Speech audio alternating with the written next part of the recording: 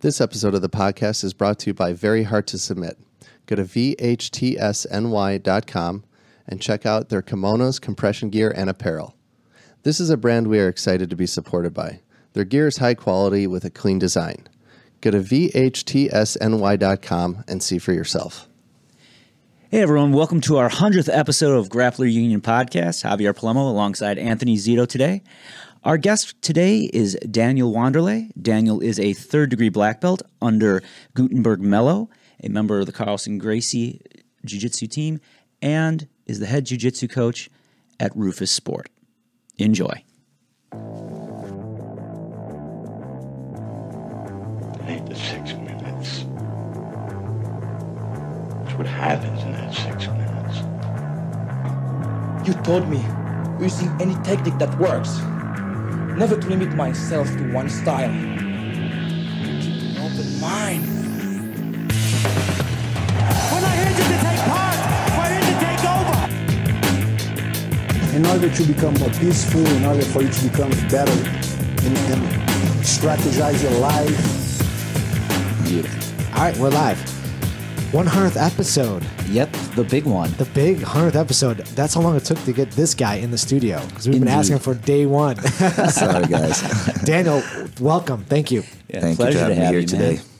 It's been awesome, man. I know we've been like running into each other throughout the years. I see at the tournament, you're like, oh yeah. Once I come up here, I'm like, okay, no problem. Then when time goes by, we're at 100 plus episodes. Well, this is our 100th episode, but Yeah, I mean, I'll be honest with you, Zito. I didn't think you were going to make it. yeah, right. No. Well, congratulations. Thanks. Thank you. It's a good milestone. I mean, we actually all met face to face at Benjamin's camp up in Wisconsin, That's right? right. At the guard camp. So that was an odd circumstance for me personally because I was invited to teach, and I looked around and I'm like, all of these people are famous black belts, Right. and here I am, like the one purple belt. Right. It was J.W. Wright, yourself, Yep. Benjamin. Red. That's Schaefer. right, Red Schaefer. Alan. Alan from right. Stockman. Alan Stockman from Indiana. Exactly. Yeah, that was good. I think that was the first time I put the gi on, back on. So you're saying it's my fault? Yeah, there you go. Yeah. That was like your addiction to the gi is my fault. Yeah, right. Because I was doing, when I first got back into jiu-jitsu, I was just doing Nogi for the first couple of years and then hanging out with Javi and starting the podcast. He's like, let's go to this gi seminar. I'm like, all right, let's go. Well, awesome. to be fair, I had to go, obviously, Yes. because I ended up teaching, which is a very cool experience. It was an awesome opportunity. I walked in there, I'm like, oh, wow, there's a lot more people here than I was expecting. Yeah, that was a great that was a huge camp. event, yeah. But I have a secret to tell. So I had no idea that like Benjamin hadn't mentioned to anyone, and I didn't think to bring it up. Like everyone else was showing jiu-jitsu in the gi, and then I get there and I'm like, okay, guys, take your gis off, and I look around and I'm like, there's a whole bunch of guys here that don't have a t-shirt or a rash guard on, including this guy. The Brazilian style. Right. And I looked over, I'm like, oh, well, like you could do it in the gi. He's like, no, that's okay. And you end up buying a t-shirt from like Alan or something, or from JW, Alan, I can't remember who. But yeah, I felt so like that was like, oh man, I feel bad. I could have showed this all on the gi, but I made him feel awkward because we all took our clothes off, and he's like, "Well, I can't." Good. It was good because can't just wander around looking all perfect and sculpted and everything. I'm a big fan of Nogi. Actually, every time I go back to Brazil, and my teacher tried to promote me a lot in being the Nogi guy, but I train gi 90% of the time that I'm on the mat. Now, does he do that because you work with so many MMA fighters? I think when I first started jiu-jitsu and I got my blue belt and I fought a couple super fights like in the MMA shows like Nogi. At that time was not a lot of higher belts. Was about belt, was just like a Nogi match, and in the past Nogi has no belts, it wasn't like IBJJF really organized everything and put like blue belts fighting blue belts. We go in a submission tournaments, no submission only. When you call submission was Nogi in Brazil. A lot of people know the Nogi style as a submission tournament, but it's not submission only. Called the Nogi now, so it's very well known, but I would say like 15, 17 years ago, it was a little different. And there was no specific, I think the 10th Planet movement, I call it, who popularized like the Nogi, where it wasn't like there was no system around Nogi. It was like you took off the gi and you just did the same movement. In Brazil, actually, we used to do shorts and no t-shirts, Right. because I wasn't rash guards at that time. Like, and you weren't talking teaching about- anything different when it came to, because obviously there's no grips. Yeah, but you were just different like grips. You were just like, okay, were you doing under and overs? Was there a whole system around Nogi? Also, my teacher has a few MMA fighters. Yeah. And I start getting a little better, doing jiu-jitsu. So like, hey, let's do the Nogi, what we call the submission on Saturday. So can you come and help us? And I start like the leg locks, and then I fall in love with the leg locks. But at one point, when I first come over to America too, my first few tournaments, I finished a lot of people with the leg locks. So it was like the dark side of jiu-jitsu. I just become a brown belt, and I was so excited because now I can really apply in the tournaments. And here they open for the Nogi. In Brazil, before was a lot more gi tournaments, right? And then I participate of those in a couple like a super fight, and now it's very popular. So everybody doing the super fights, the a lot of events. So. But yeah, every time I go back home, my teacher's like, let's do a no-gi seminar. I say, why not gi? No, because you're good. I believe I won a few good tournaments when I first became a Pan American no-gi champion in 2010. So that's when he was super happy. Probably he wanted to promote more my no-gi side. Like, oh, Daniel's Pan Am's champion. That was awesome. But I always liked more no-gi. It's kind of weird, but I train the gi 90%. Yeah, man. Yeah, I love the gi now, obviously. Like I said, my fault, obviously. Yes, it's totally Javi's fault.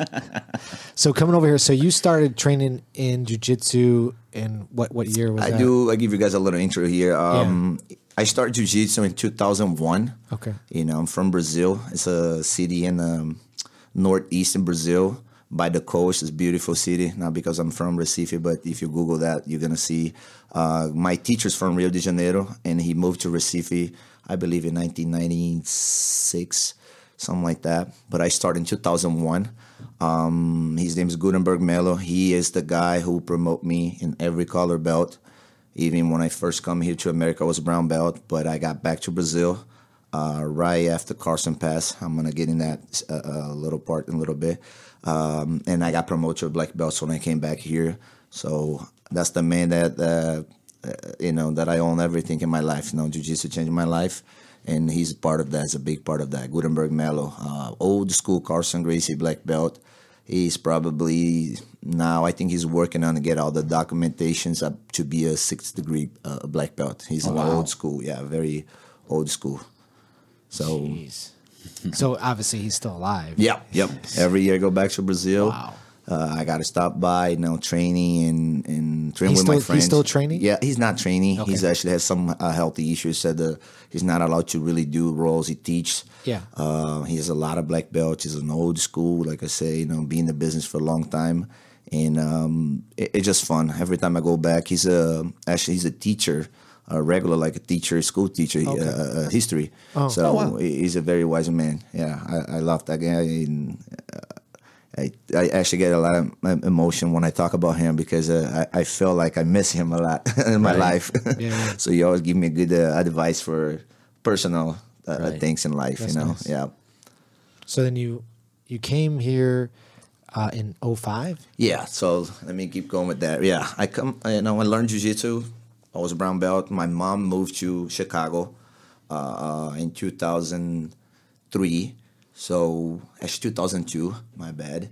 And I have the first opportunity to come here in 2005. And Gutenberg like, man, you going to Chicago? So I say, yeah, I'm going, but I don't know what's going to, I'm going to visit my mom. I'm going to see what's, like how, I never fly international before. I never went to different countries. So it was from, this Brazil straight to America. I haven't seen my mom for 3.5 years by that time, and she finally find a way to bring me here and to come and visit her. Mm-hmm. So we never have a really good financial situation like the other kids in Brazil that they can go, oh, let's go to Disneyland, and it was pretty tough. But mom make it happen, and my teacher Gutenberg just told me, dude, this is the perfect opportunity just to go there and train with Carson. So the man himself would like. I would say, one of the best coaches and fighter of the Gracie family. Right. You know, if you go back in the history, everybody's very important, from Carlos, Helio, Carson, and everybody else from the family who fought and defended the jiu-jitsu flag. So I said, that's cool, man. Let's try to find out, you know, how can I get there? Let's see how far I'm going to stay from his academy. And I was super excited. You know, everything was new when I get here. English was pretty little, like very basic, just colors, you know, good morning, good night. Right. And finally got the opportunity to find a place and come here to Chicago and just meet the legend, you know what I mean? Like, when you look at me, like, you know, this is in 2005.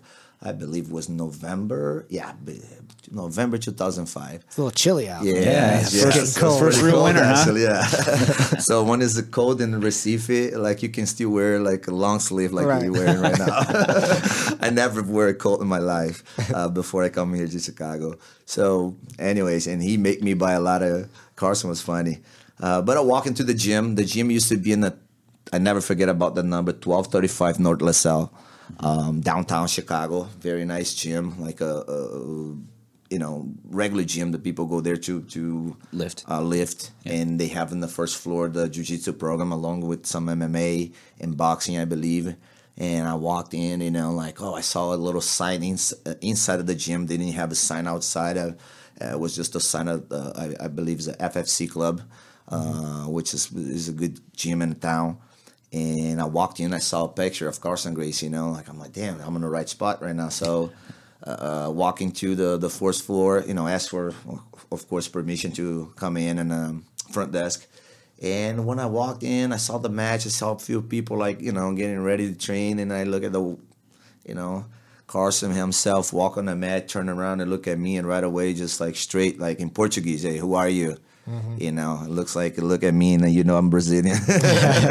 So, man, I got tears in my eyes because I heard so much about Carson, you know, but I only see him in magazine, TV, news, you know, like it was like, man, I got like a shock for a little bit, you know. He's like, dude, where are you? And then I'm like, my name is Daniel Wanderley. I'm from Recife. I train with Gutenberg Melo. So he like look at me like, Gutenberg, you have his number? Right away, man. He didn't even let me say anything else. I say, yes, of course, I have his numbers just in my head. So he's like, okay, let's go call him. And he brought me to his little office right by the match. So we get there. I saw some trophies. I saw some pictures. It was pretty cool. And he just grabbed the phone and called Gutenberg. At that time, we didn't have like those technologies, so he got he used to buy those cards. Phone cards that you got to type the numbers, whatever, get the credit, and call international. So he called Gutenberg. Gutenberg never expected to get that phone call that night. And, and talked to him and put in a speakerphone. That was so weird for me because he want me to hear everything, you know, all the conversations. So, and Gutenberg didn't know about it. And I was like, it's only me and him and his officer. So Gutenberg, hello. He didn't recognize his voice already. He said, hey, hello. He's like, who is this? Gutenberg asked, who is this? And I'm like, who is this? You talk to your master. And Gutenberg just like, whoa, Master Carson? Like, yeah, so you have another master? Like, no. He said, cool. Say, I didn't expect your phone call. It's like, yeah, the reason why I called is I got this guy here telling me that he's brown belt under you. You know, what can you tell me about this guy, Daniel Wanderley? You know, and I was like, damn, you know. Right. Just waiting to see what Gutenberg's going to say. And Gutenberg's like, as always, a very nice guy, very humble. You know, it's like, oh, Daniel, man, he's my guy. You know, he helped me big time. And I was brown belt. I was already teaching class at the Gutenberg Academy in Recife. Help him. I have the morning class actually every Monday, Wednesday, and Fridays. It was a good time in my life. You know, I learned how to become an instructor and, make a lot of friends. And Gutenberg just spoke very, very high about me and being a good people too, good person.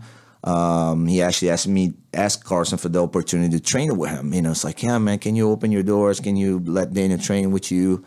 He's a good dude. You know, he would love to learn from you. You know, I'll miss him a lot because at that time I was teaching So when I left, you got to find another instructor for right. that morning class, which I was teaching already for a little while. Like I said, it was a good time in my life. I was teaching in the morning, live right by the beach. I could surf teaching and go to work. Doing all this in one the day. lifestyle. Yeah. So anyway, I didn't brought my gear that day. And next day I came back to training. So very different. The weather's changed. I was like, I don't know. I wasn't training for probably like a week and a half because I couldn't find that place. I was trying to find the academy, but it was pretty hard. At that time, like I say, the technology wasn't like that. The internet, and you got to get the map, print those. The address and everything else. It's old school. The old I'm getting older. MapQuest. Yeah, exactly. But anyways, I came back next day. We trained, and then my mom came back to pick me up, and he invited us to go to get a coffee at Starbucks right in the next block.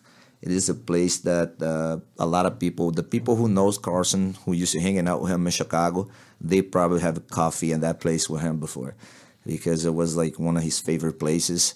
And as he usually drink his hot chocolate, he wasn't a big coffee fan, but he was always like a hot chocolate fan. And talked to me and my mom. So we crossed the street and went to Walgreens, and he told me to buy a hat. Like some, I wasn't really wear the right clothes. It was too cold. And he's like, dude, you need it. You need a little thicker pants. Like that's what you need. I'm like, damn, Walgreens. He brought me to Walgreens. It was so funny.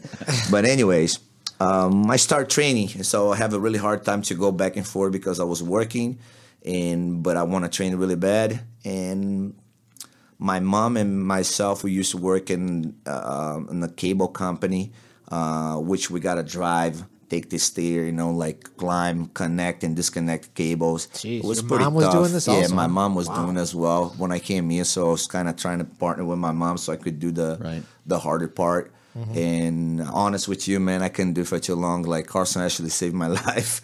And my mom never thought jiu-jitsu is going to really be the number one thing in my life, who put the foot on the table. Not even me, but we got to move to North Carolina. It was like maybe 4 weeks after I met Carson, something like that. And Carson was already connecting with me somehow. We start like I would say like he opened his arms as a coach, as a professor now. In jiu-jitsu in Brazil, we call a lot more professor than coach. Mm-hmm. And he started liking my style. I was very humble. Thank God I have education. I know my mom always tried to do the best for me to understand what's the right and wrong, and also respect people as well. So he was like, man, you're a good guy. You hear whatever I tell you what to do, you do. Respect everybody. Said that's how it's supposed to be. And I came by to tell him about that I got to go with my mom to North Carolina. I was pretty sad about it because I started liking that Chicago. Who doesn't like to train with a legend, like a guy who was brown belt in jiu-jitsu like me. I was 25-year-old, young, very healthy, with a lot of, I want really bad to be good in jiu-jitsu. I just want to earn my black belt, not to be a professor, but I want to be able to finish what I start. Exactly. Right. Yeah. So he like, man, why you don't stay here? I said, I don't have any support. I can't stay. I got to go with my mom. My mom's like, at that time, I have my wife that I stay, been with her for 18 years now. But at that time we broke up, so I come to see my mom. So I broke up with my wife. Somehow I was too young. We got a kid, my son Gabriel, 16-year-old. But I didn't know if I'm gonna try to stay here or come back to Brazil again. Right. So I was trying to find out. And Carson like, why you don't stay here? You can stay with me. So I'm gonna do something with you. I'm busy. I got a lot of class to teach. So you help me with the Nogi. I think it was twice a week, Tuesday and Thursday in the morning. And I help you out. You can stay with me. I'm like, I was like, really? Are you sure? I'm not gonna bother you. And he like, no. And my mom, no, you can't stay. You gotta go with me, dude. Oh gosh. You gotta make you gotta make you laugh. And Carson look at her like, I'm sorry. My mom's name is Iris. I'm sorry, Iris, but I think your son has potential. He shows here. He training with my guys, and I like him. So the worst thing can happen, like if I start not liking him anymore, I send him back to you. So my mom was like, I don't know, it's your decision, but you should go with me. I said, Mom, I'm going to try. I'm going to stay with Carson. Yeah. I got a visa, tourist visa at that time. I couldn't really, like I said, I wasn't work. I was help Carson. He would let me stay at his place, help with whenever he couldn't be in class. So I would start warming up and do things, running little technique. But I was an instructor in the academy. So it was like helping Carson, and he would let me stay in his house, and it was a good time of my life. So I started learning a lot more about jiu-jitsu, about the Gracie family, his side of the story, because we know there's always two sides. Man, he showed me so many fights. He had like this wall with so many. At that time was like tapes, VHC, VHS, tapes. Yeah, exactly, something like that. Very old school, and everything started coming together. What my teacher was telling me about Carson in the past. Even the musics that he likes to listen, you know what I mean? He would put me to listen with him, like some French music from, I don't remember the name of this lady, but was one of his favorite singers from France. And I was sitting there, I was like, man, I just quiet, listen to the song with him. And later he would change and put some fights and show me something. And I was seeing that everything what my professor told me before, like how Carson was. All true. I was there with him, living that moment with him, and then like, damn, that's everything more what Gutenberg told me before. Because Gutenberg used to be close to Carson. He's from the time, the old school guys, Murillo Bustamante, even Walid Ismail, Laborio. Man, there's so many names that I'm not going to even mention everybody because I don't know. It's like I was a baby probably at that time, but making little, it was like a good time of my life. And at that time, so we start work, Carson started travel, do some things. I was helping with the Nogi class. That's when he started getting sick, and I didn't met Junior. I met Junior actually in one day at the academy because Junior used to teach more at night. Carson was teaching in the morning, so I was more in the morning with Carson. And Carson started getting sick, at that time it was so hard for me to understand like what people was trying to do to him, the American friends, but he didn't want to really do what people was recommended on. Like he believes in a Gracie diet, like every Gracie believes that can, cure a lot of things, Sickness, sickness. And I'm like, I started seeing that situation. He brought actually one of his nieces for his apartment, and he said, Daniel, and I was like, I believe I was there for like 2 months, a little bit over 2 months, when he decided to bring her so she could cook it for him and make all the Gracie diets so he can feel better. And at that time was funny. It was my visa starting getting close to expire. I only got 6 months, I believe, at the first time or something like that. And I started getting back with my wife. So by phone, talked, and we'd have the little guy. And I'm like, man, I think it's perfect time to go back now to Brazil. So she's going to come over. She's going to help Carson with his diet, the Gracie diet, because she's a Gracie too. Don't remember her name now, but was one of his Nacy. And it was funny because I didn't know Carson Jr. very well at that time. And Carson was like kind of like that, like, who's this guy? My dad his dad was like that with a lot of people. That's what I heard from past. He was like, embrace you. And get you out for lunch and pay lunch for you if you don't have money. He was a great person. And he talked to me like, then, okay, let's make this happen. You go to Brazil, you're taking care of your family or whatever. And I believe I booked my flight. I got 2 weeks to stay with him.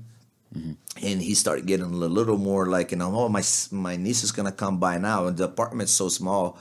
So it's like, I'm going to call Junior and see if you can stay with Junior for 2 weeks before you leave. I barely knew Junior at that time.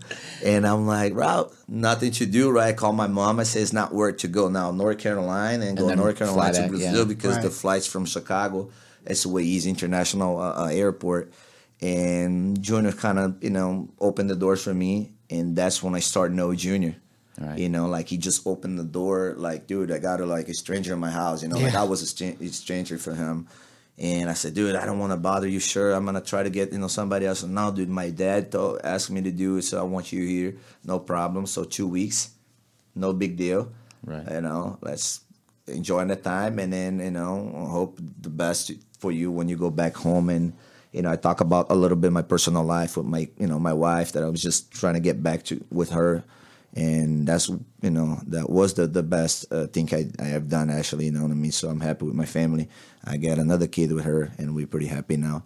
But and they're like, okay, come over here. So I get there, I start Merritt Carson Jr. I start no, Carson Jr. better, and Carson was getting a little more. His healthy situation was getting a little worse. You know what I mean? So I went back to Brazil. So I think this was he passed in February. I don't remember now. It's February 6th or 7th. Some people changed that date. Yeah, I'd have to look it up to know for sure. I don't want to go wrong with that because. Yeah, but it was was it 2006 though? He 6 in, right? exactly. Yeah. Carson, Gracie. Yeah. And I was back home. I got back with my wife and my family, started training with Gutenberg again, still brown belt at that time. Carson Jr.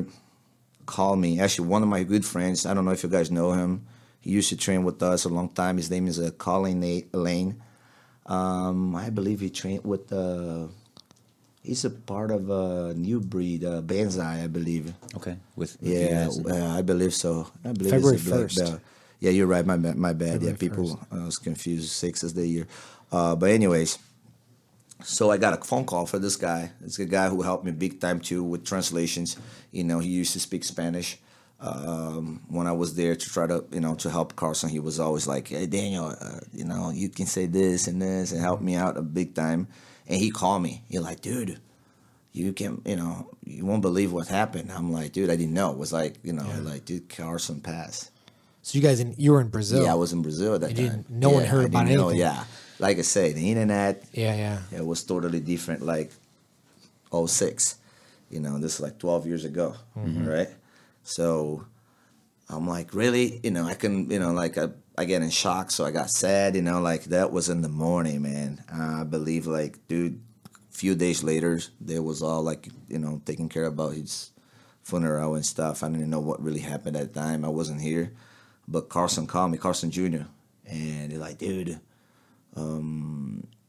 you got your visa back, you're back on time, so can you come back here and just help me out a little bit with classes? I was a brown belt, and Junior actually had several black belts at that time, and I'm like, really, dude, you want me to go? It's like, yeah, man, and I can't do the morning class.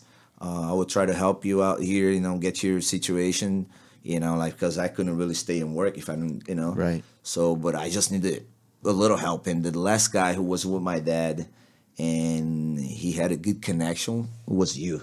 That was dude, from December, to February, couple months, right? I think I got that November. No, I came back home. It was 3 months. I don't remember exactly the date. It's a long time ago. I didn't really get this date, but it was a short period of time that I was like, Dan, you sure you want me to come back? Because I had a good time out there, but I never been a real instructor or someone, what I mean, that Carson, man, I can't teach. I go in that place. I have guys who can take care of class at night, but I need you to fill up some spot. Can you come back? Dude, I look at my wife and my kid on the couch, bro, and I answer yes before I even talk to them. Oh, wow. Yeah. And that was he's like, when you need me, and dude, I need you next week. Wow. I was like, damn. And my wife's just like, what's going on the phone? And she saw my face, Junior. And we didn't know. I knew Junior for 2 weeks before I came back to Brazil, and I knew Carson more because I spent more time with Carson. And then a very good friend of Carson, he still works with Carson Gracie Jr. Now his name is Paulo Corso. He's a great dude. An older guy who has a lot of karate experience, and was one that Carson Gracie Sr.'s best friend. We spent a lot of time together, and I came back. I left my wife there. I say, I promise her I'm gonna bring you, or I'm come back. I'm just gonna go there again for a few months. Right. Let's try to get there. Junior don't really tell, you're gonna be here full time. can you come and help me for a little bit? Right. So I say, okay, let's, what we need to do is like, I'm going to book your flight. I have my visa already good to go because, you got a visa in Brazil, they stamp for 5 years. So you come here and they stamp you for 6 months. So you got to go back, but you're coming back so you don't have to renew visa again. So it's open. And I came back. So when I came back, actually before I came back, there was booked my flight for a week after. And I remember when I was here competing in one Naga. At that time Naga was only give you belts for the open class. 2005. So I fought in that Naga as a brown belt, and I went back to Brazil and I fought 2 regionals. Regionals, like it's not a state; it's a couple states together called regionals, right? Okay, yeah. Yeah. So as a brown belt, but I was a brown belt for a year and a half, I believe. Okay. So Junior called me later and like, dude, I need you to be a black belt to be able to help me here. So I think I'm gonna promote you. I'm like, he like actually said, no, I can't promote you. I'm gonna call Gutenberg. I'm like, dude, I feel like I'm not black belt. So why, you know what I mean? Like, no, man. You did good in a few tournaments, so you know what I mean. Like, just you okay? I was doing jiu-jitsu from 2001 to 2006. That was very short. I got my black belt in 5 years, but I wasn't that project. You know what I mean? That guy who won every tournament. I never have.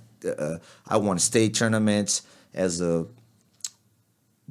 blue, purple, and brown, which is state championship, which is a good tournaments in Brazil. If you're state champion in Brazil, it's like you're state champion. But you also come from a time where you lived jiu-jitsu. You weren't like taking two classes at night, you know what I mean, or one day a week type of jiu-jitsu. You're on the mats constantly. You lived on the mat, like that was your life. So I see when people back in the day, they say they got their black belt in 5 years, I'm like, yeah, that's impressive for sure. But when people now like, oh, well, he got his black belt, dude, it's a totally different scenario. Like guys come into our gym and they're like, well, how long does it take to get black belt? I'm like, bro, you just started. Like, it's gonna take you 10 years if you're lucky. They're like, really? I'm like, yeah. And they hear stories like, oh, well, BJ Penn got his black belt. Bro, you're not BJ Penn. And you don't train jiu-jitsu 3 a days, in Brazil. You're not that type of pedigree. You work a full-time job. You come to maybe one night a week, maybe 2. Yeah, those guys are on a long path. They're on a long path. It's going to take you a while. I find out, I fall in love with jiu-jitsu because I should start jiu-jitsu 5 years before. I have friends invite me. I used to surf. I used to do capoeira. And everybody like this new thing came out was when Gutenberg moved from Rio de Janeiro to Recife. Everybody like, dude, we got this guy from Rio de Janeiro, and he just who's he under? Gutenberg, yes, Carson Senior. Oh, he's under Senior. So he trained with Senior in Brazil, in Rio de Janeiro, before Senior moved to America. Wow, long time ago. So I think Gutenberg is probably black belt for 6th degree, 30-something years, something like that. Crazy. I am black belt for almost 13 years now. You have? Yeah. Wow. So you're 13. So that's your 6. Yeah, I'm 3rd degree. Yeah, third degree black belt. Yeah. Probably my 4th's gonna wait 1 year longer because I got my certification by IBJJF. That's the federation I follow. In a year later. Yeah. No big deal. I don't care about it. Okay. I was care about my 2nd degree because being a teacher, so that's when you're recognized by a professor and you can promote another black belts. But after after you get your 2nd degree, you can promote. You're not allowed to promote black belts if you don't have 2nd degree. Oh wow! In IBJJF. In IBJJF, okay. But not normal, but in regular, I thought once you get a 1st degree, you can promote black belts. No, that's not true. I don't know if they change. Yeah, I don't think they changed that. I don't know if that's like an old school thing. Old school, I believe, was 3rd degree, and then they changed to 2nd degree. Wow. Like 6 years, because after black belt, it's just by years. So right. You earn that by years. But anyways, going back in, when I came back, I was super happy. Oh, Carson Jr. called Gutenberg because he thought like, dude, I would love to have you back here. I see you roll with my guys and other black belts. You're doing pretty good, so I think you can, you deserve your black belt. But I want that to come from Gutenberg's hands because he's your guy, and Gutenberg probably saw Matt Jr. when Jr. was a little kid. Yeah. Right. You know, yeah. He's with his dad for a long time, so he called Gutenberg. I felt down that day because I didn't want to earn my black belt that way. But I have no problem and tell people because sometimes they like, oh man, you get your black belt in 5 years. That's amazing. You'll probably win all the world championships in every color belt. I said, no. First time I competed in the world, I was black belt. Right. I didn't have money. Ooh, to that's travel. that's a rough time. Adult division black belt. Wow. Like I say, I fought states. I fought like regionals fights, originals. Even the biggest ones probably. Yeah, was like when I fought Naga that time. Naga was a big deal. Yeah, back then it was. Still I like Naga. You know, sometimes they put together a really nice tournament and they're good for. I fought not too long ago. I believe like 2 years ago. I competed Naga. Well, aren't they using that Smooth Comp now? That app? Yeah, they've Smooth got a Comp? different. Is it? I can't remember what it's called. Yeah, but- right. It's like Yeah. Smooth Comp. It's sort of like the IBJJF like competition thing, but for like New Breed, I think uses it, and a few events use it now. I haven't been to a Naga in a while, I but don't know. The last Naga I was at, which was just earlier in the year, they were still doing bracketing by hand. the last one that was here a couple weeks ago that I didn't go to. you did not go to. Yeah. I think they were changed using that. it. Yeah. Okay. Yeah, so that time was a big deal. I remember I compete in Well, back then it was also one of the only tournaments in this area. At Yeah, least. it was big, man. Yeah. I being a Naga, I believe they one time in 2010 they have like 1,200 competitors. Wow, that was big. Yeah, big. But anyways, But IBJJF was around in 2000. I mean, they've been around a long that time. was the first time in Chicago. Yeah, we didn't have an open until. Oh, there was no Yeah, opening. no opening. Oh, no, You had to so you had to travel travel for for IBJJF. it. Yeah. Oh, That was wow. only Worlds. I believe was in Brazil in the past, and they Yeah. moved to USA, what makes it more difficult. Yeah. Brazilian national. I remember I couldn't never travel because I got to work. I had my first kid actually when I was 19, Daniel, from my ex. So he's a great kid. He's purple belt jiu-jitsu. Just earned his purple belt last month. He trained with at ZR team, which is very, very good team. He went in a different team, but no big deal at the beginning. Bothered me a little bit, but now, man, we become very good friends. I just had a buddy. He's out in California with a ZR. Yeah, team. they're amazing, So, yeah. man. He's a teacher of a lot of big names, Brawler Steam, wow. Otavio Souza. Now the new generations, Diogo Ramalho. Man, there's so many other names that I'm very happy that my son just followed the jiu-jitsu lifestyle, and he loves, And that's what my first son, he's 19, and when I came over here, Gabriel was already a little guy too, so 19, 16. But yeah, so just going back, I earned like Gutenberg actually a day before my flight to America to come back to see Carson. So I didn't know, like Carson Jr. said, I'm going to talk to Gutenberg. Let's see, what's going on. But the worst case scenario, you come as a brown belt and whatever happened here. Yeah. I'm like, cool. So I stopped by the gym the night before my flight, just to say thank everybody, appreciation, show my appreciation for my teacher and give him a hug, it was a regular class that night. I didn't have my gi on, I just show up. Like, I remember at that time I only have one gi. My gi was already back. Packed up. Look at that, Zito. Yeah. Made it to brown belt with only one gi. Yeah, Impressive. dude, that was It's impressive. At that time, it was so hard. Not many companies, not many Right, support. for sure. I remember I have another gi, but it's too old to bring to America. So I don't know if people are gonna look at me in Brazil. It's still like some people that you go there, they don't wash their gi for like 2 weeks. You gotta pick your training partners. Right. But anyways, I ended up, stopped by the gym and asked him, Gutenberg just to, he's blast, you know what I mean? So now I didn't know, like I'm saying, my plans now maybe stay, but I'm not legal. Like, I'm going with the tourist visa, so I'm going to get Right. there, help Carson with no, it was no, like a real job, you know what I mean? Like it was more support, stay here, get more Right. experience, and I'm like, thanks for everything. He like stopped class like everybody's like, man, I can't let you go with, I don't know if I'm going to see you again. That's what he said. Wow. I'm like, what? He's like, yeah, man, you're going to earn your black belt today.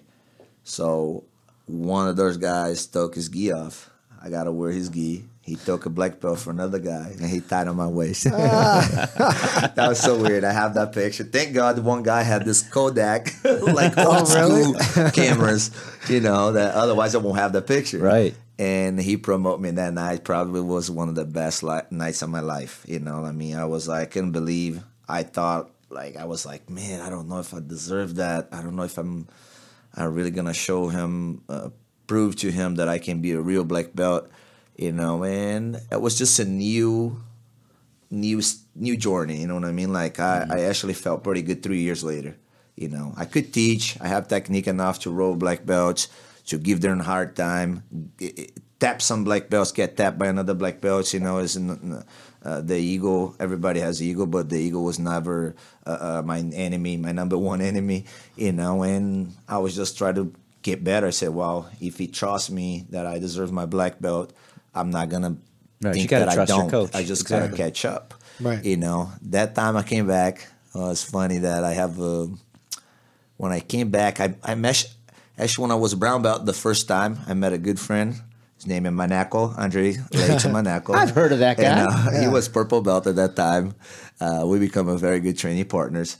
And, I came back again. That was 2006 when I came back, right after Carson passed. Everybody's super sad. Junior was I don't know, man. It can be really depressed to lose your dad, who was the whole mother for you. You know what I mean? He probably born on the mat. I seen pictures of Junior when he was 2-3 year old, like my little guy now, Rafa. So he born with the gi already. Right, tiny gi. Now they have a baby gis and everything. But yeah, and then that's how everything started. 2006 at the FFC club again. Start training with Junior. And the You had a lot of killers on that, man. Yeah, man. I miss Miguel that guy Torres. a lot. Miguel Torres, Stefan Bonner. Stefan, they was training jiu-jitsu as well, Guy, but it was all about MMA at that time. Right. And when Carson was alive, I got to bring that back because in 2005, that's when I met my good friend, my brother for another mother. We birthday brothers, me and Duke Rufus. That's when I met Duke Rufus. He was a striking coach of Stefan Bonner, and Carson was his jiu-jitsu coach. That was the last time that Carson worked in a big fight in a corner, and he was along for with the Duke UFC. Rufus. That was the end of the Tough one. Yes, yes, the Youth May Fighter. Wow. So that's show. where you met Duke Rufus. Yes, and I was there with Stefan as a training partner with Miguel Torres, and all the MMA stuff. But I wasn't into the MMA. I didn't fight MMA. I was more about to do jiu-jitsu and earn my black belt. But I promised Carson when he asked me if I want to fight that I would fight when I earned my black belt in jiu-jitsu. So when I came back in 2006, I thought I knew I have a mission. I have a thing that I told him I was going to do and I have to do. It is fight MMA and represent him. I didn't want to be an MMA fighter. Wasn't my dream, but I want to fight just to in his memory. You know what I mean? In honor of Carson. Did that?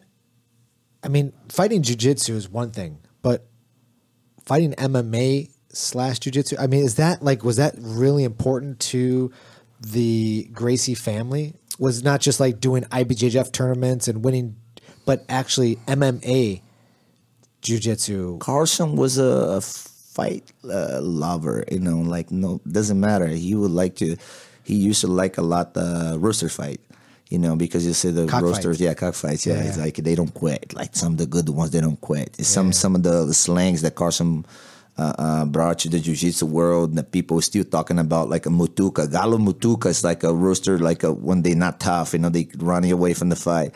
So they will call a fighter the mutuka when they can't fight, they're scared to fight, or they walk in a cage, but they shit in his pants, something like that. It was funny. But I brought up that Duke stuff because now that's where I work, with Duke Rufus. And at that time, Duke was in love too to see Carson Gracie, a legend in MMA fighting, and Duke is a legend in kickboxing, Muay Thai, and they work together. I'm really proud actually now to be working with the guy who really recognized everything what the Gracie family and especially the Carson Gracie side done for MMA and jiu-jitsu. But back in the conversation about the fight, so Carson would love to see anybody to get in a fight. Could be in a competition or a real MMA fight or something like boxing or whatever. He likes that competition, and especially like about fighting. Some people defeat, one person defeat the other person. I think for him was the most exciting thing, to see the fight, because he was in a lot of fights. So his MMA record is not even half of what he fought. Back in the days that he told me stories that he'll be in the port, those guys, workers who carry a lot of, who fill up those containers, what I mean? Like at the end of the day, they would stop, make a little, bet money and fight take the money and bring in family, feed the family back home. That. I think for Gracie's, the Gracie Jiu-Jitsu actually is different Jiu-Jitsu. We do sport Jiu-Jitsu, right? Like when competitions. Yeah. We do MMA Jiu-Jitsu for MMA. And then this Gracie Jiu-Jitsu is good for self-defense. Not just for self-defense, but that's how we start MMA. That's how Royce Gracie, I was with Royce a week ago in Israel. It was good to see him and his son. He just got his second fight in Bellator. I was there with my man, Emmanuel Sanchez. He fought for the title. Unfortunately, we didn't get this time. It was a really close fight, but he coming back soon. But just talking about the Gracie family, we're like, I saw his son, like same kind of, still in that style, the Gracie style, And I thought that's what Carson wants to do, like the people who likes to fight, who has a potential, especially with Jiu-Jitsu, he would put together with his specialty, because he was probably one of the first Gracie who really brought the ground and pound. Yeah.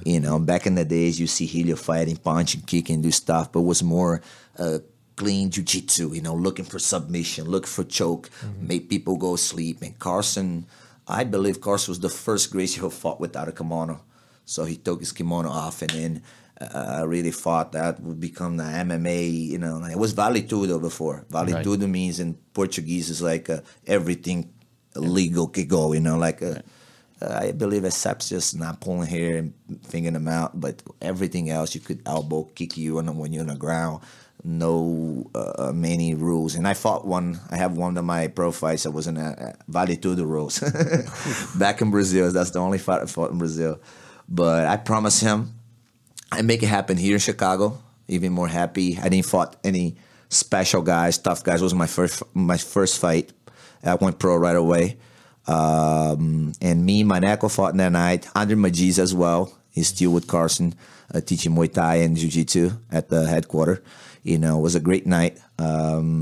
Great night because most of our guys won on that night, and we fought for Carson that night. So we have a picture of Carson, and everybody walked in with that picture, and then it was a great night. I was able to win my fight by submission, and I didn't really thought about fight again, but I ended up fighting another 4 times. You get a little addictive, but like I say, I already have Daniel and Gabriel, 2 kids. Right. I was a young man, but at the same time, I have a lot of responsibilities. So folks in the fight or folks in life, and take care of your kids, because the fight career takes a little bit, a lot of time. It worked at the end. If you make it, you know what I mean, I will. But I was like, I don't know, I got to stay here and learn how to really be a teacher, a jiu-jitsu teacher, so I can make a life and I can still compete. At that time, Carson was giving me support, competing, so I could work, like just help him, not really work, but help with classes, and then be a good competitor to build a resume that, thank God, I'm not the best guy, but at least I have experience enough so people will recognize me, not just as a coach, but my jiu-jitsu career. Right. And, and I step in the cage too as well. Yeah, well, it's good for your career. So you not only do you train jiu-jitsu under the best, but then you also do it on MMA, so you have a kind of all facets. So take us a little forward. So as 2006, you come back here, you've met Duke Rufus in the past. How do you land back at Rufus's? Yeah, it was funny. I didn't see Duke for probably after 2006, maybe 3 years. I went to a tournament in Wisconsin. I don't know probably 3 years. Combat Corner. Okay. So, and I saw Duke.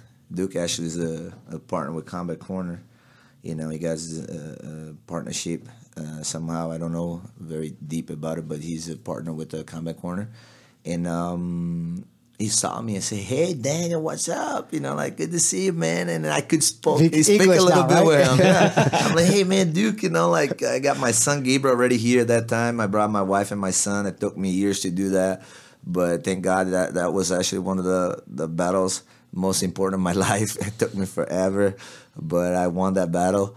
And I was super excited. I took a picture of him, I remember, and we became friends on Facebook. And he gave me his number. That was what I think was 09. Wow. Yeah, 09, if I'm not wrong. Yeah, I think it was probably one of the first Combat Corners. You know, it was a long time ago. My son was little. And ending up in 2013, after a long time, I came back and forth a few times. I finally got my situation with the work visa. I started working in the gym, who was sponsoring me, and I was work with Carson in the gym at the same time. So I got my work visa. I start getting my situation right here, do the right things. Start getting my life. Paying tax and all this stuff. Yeah. Try to be right. And I quit this first job. This partnership didn't go through very well with one of those guys that I was work with Carson. So I joined another gym, and almost 3 years later, so things didn't go very well too. So I just went on the Facebook. I was very emotional that day, and just want to tell my students that I was no longer teaching at that place, and everybody was super sad. And that day I got a phone call from Duke Roofs. Wow. And I didn't recognize, but still have my number. My number's the same for years. So, yeah, he's like, "Hey, what's up, Daniel?" I'm like, "Who's this?" Duke Roofs. I'm like, whoa. Yeah. This is 2013. Look how life is, I had no idea that Duke had a gym. Yeah. Very successful. Actually, I used to follow a few fighters from Wisconsin, just seeing the fights on TV. At that time, probably WC, one of Miguel Torres, started becoming a star. Yeah, that WEC, time was a good time. Right? WEC. Yeah, it's a long, man. I got a lot of stories, because Miguel Torres, who was at that time in 2005 with Carson trained together, but he was just fight local. And he became a superstar later. So at that time, before I connect with Duke, so Miguel came back after Carson passed away. He didn't want to get promoted anybody. He wants to stick with the Carson Gracie lineage. So he came back and started training with us. Compete jiu-jitsu as well. So I really pushed hard to compete. Miguel won tournaments as a purple belt. That was the belt that he was at that time. And then Carson promoted him to a brown belt. And then after brown belt too, and make him compete again. Not making it, it was just I think, dude, we got to do it. Otherwise, Carson won't, promote us. You know what I mean? It's part of that. I compete in every color belt, And then he did it again. So finally, one day he invited me for a seminar at this place when he first opened Torres Academy. Miguel invited you? Yeah. Oh, nice. And I thought that was the perfect situation to bring Carson with me. And, it was a good time to promote him. Not because I thought that he was, I brought Carson to promote him because of me, but he knew he deserved that, and that was a great opportunity. Right. It was funny that people promote that day as oh, Carson came to do a seminar and promote Miguel, but I was teaching the seminar. Carson was there with me as a guest, and it was a good time, good time. Ever since that, we trained a little bit, but Miguel move on in his fight career and then went to Montreal, I believe, to train with the GSP camp at that time. And things changed. Carson Jr. was never much for the MMA, but my life just changed. I was, at the place I went before, Roufusport, we have some amateur fighters, and I was pro fighter. I have a few more fights after that, I have one fight, 06, 07, 08, 09, and then 12. Okay. So... Good span. That's why I didn't really go too far because I wasn't consistent, fighting and, like I say, trying to get life together and, take care of the kids. But Duke saw that and he called me and said, "Dude, I know you work with Carson." I was working with Carson halftime, my schedule was like Carson Monday morning here, the other academy Monday night. The other day, next day, the other academy Tuesday morning, Carson Tuesday night. You know, it was like a bouncing part-time, all over the place all the time. Yeah. And Duke, like, do you want to, come over here? And I need a jiu-jitsu instructor here because I'm going to open a new gym. I'm like, oh, new gym? Like, whoa, sounds like good, but it's too far to drive. Like, man, let's see, like we can try to figure it out. I didn't want to leave Carson, but I ended up going there. Actually, before that, a little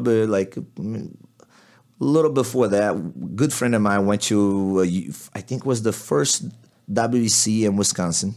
Okay. I don't know. At that night, I believe Joseph Benavides fought Eddie Weiland.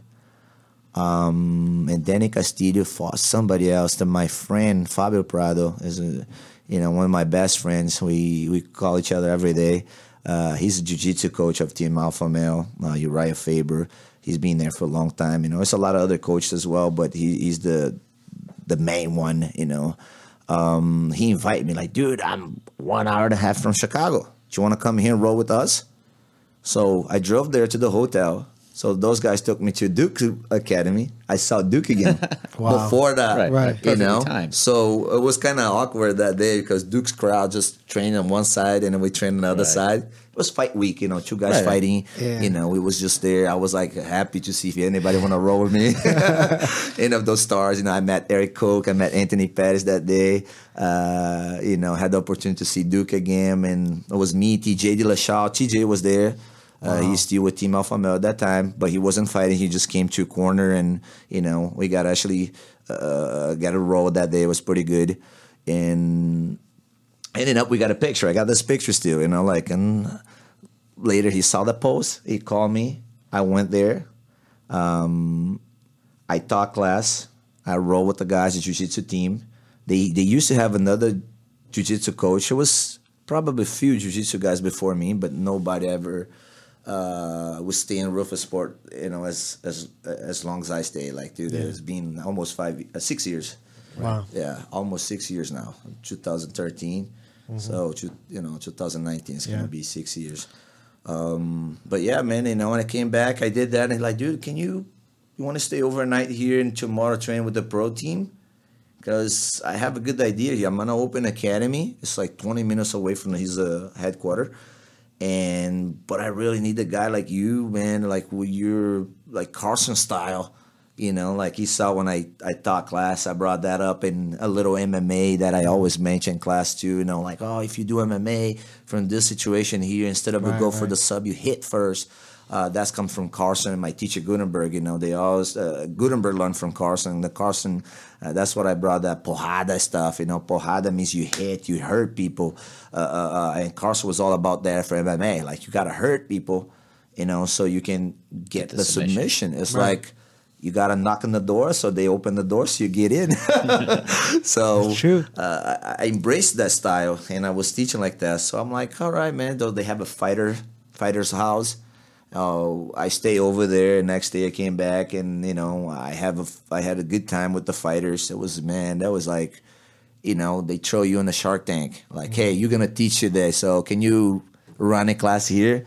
So when I saw big stars, like at that time, Anthony Pettis was already the WC champion. WC just they unify with the UFC. Remember, so the lightweight division become strong in the UFC. That was right before he fought Benson Henderson. And who else? Harry Koch, man, Pascal Kraus. Pascal, I don't know if you guys remember him, a guy from Germany, very tough fighter. Man, along with another guy's Ben Askren. Man, that was an amazing team. I was there looking around. I'm like, damn, what am I going to do here today? So I got to be sharp. I got to teach. I got to have a good attitude. Positivity as well, so to make those guys like me, because it just throw me in a Shark Tank. Right. So he had a pro team. So the pro people don't mix with the amateurs and the regular. They do mix, but in regular classes. So, but the pro class, only pros and the very good amateurs we allowed to take that class, because that's when we do just fighting stuff. But the fighters come in jiu-jitsu class and train jiu-jitsu straight. The fighters come to kickboxing class and do kickboxing. They come to wrestling. So, to most of professional fighters, they train 3 times a day. I see. Yeah. So they always mix up a little bit. And one of those hours as pure MMA, but we focus on striking on Monday, grappling on Tuesday, striking again on Wednesday, grappling for MMA. This is all mixed. It's not just striking pure strikes for MMA, and wrestling on Fridays. And Saturday and Sundays, most of the guys take off. Some guys come on Saturday, do jiu-jitsu or kickboxing just for fun, more light, just to have them work out. Some guys like to train 6 days a week. Some guys do 5 days a week. Does Duke train jiu-jitsu? Yep, he's purple belt under me. Wow. Yeah, he's just too busy, so he doesn't train as much. He loves, man. He always compares jiu-jitsu when he's teaching striking. We connect, and like I said, we were birthday brothers. We were born the same day. Duke's 10 years older than me. You know, he got a lot of experience in a fight and in life. You know, I learned a lot from him. Yeah. And he just, put myself. He gave me the opportunity. I embrace. After class, he was there just watching. He didn't.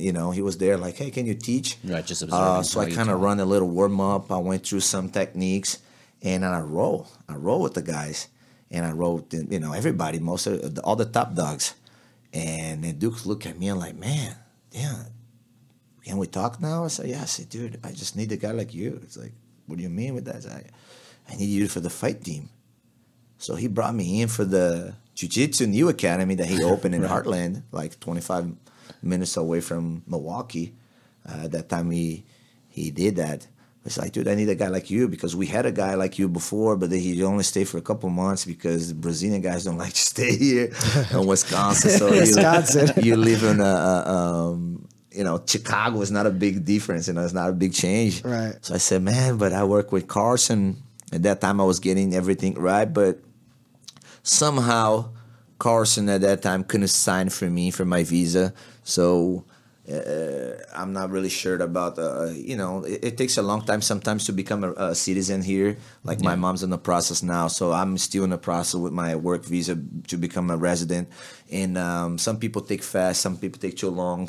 The easy way is if you get here and you find a woman of your life, you can marry. But I have already the woman of my life, so I couldn't. Right. And that was a little harder for me. But anyways, I sit with him. I'm like, yeah, we can do this. Let's see my schedule at Carson. I can sacrifice myself and do the drive, and let's go from there. I just need to make money enough so I can do this. And when I left, I don't have really much time left to renew my work visa. And Duke just took over, and he got this done for me. So we started work. I was half-time at Carson, half-time at Duke.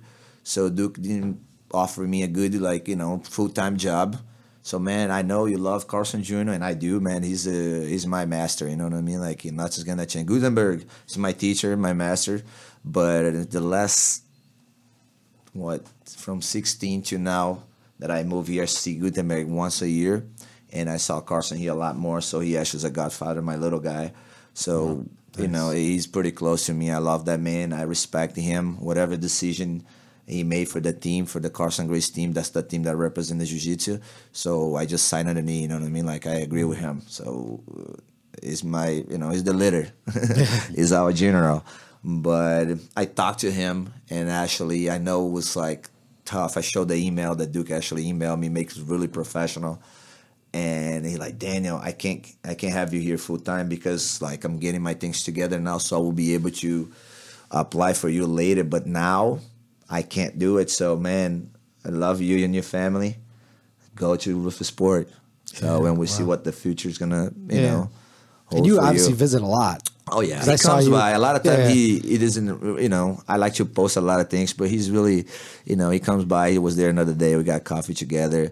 So he got a lot of associations by me too. Benjamin Salas has, I believe, 3 academies around. Yeah. He has us too. And he travel a lot, so sometimes he's like, "Hey man, I'm gonna drive by you today, so you have time for coffee?" Right. Unfortunately, not that far. Yeah, exactly. That's why I'm happy. Like I could do that change, and then still whenever I come, like today, I'm gonna visit my mom. Yeah. So I'm gonna hanging out with my old lady. She's a single lady now, and it just it's not too far. It's like when I want to train too. So I come here train because But you live in Wisconsin. Yeah, I live in Wisconsin full time for the last probably 5 years. I was doing for a few months back and forth. It's too hard. Yeah, that puts a lot of miles on the car. But how long is the drive? Like hour and a half? Hour and a half, exactly hour and a half. If you don't get traffic, if you get traffic, sometimes it can be 3 hours. But from Roufusport to here, actually today it took me an hour 35 minutes.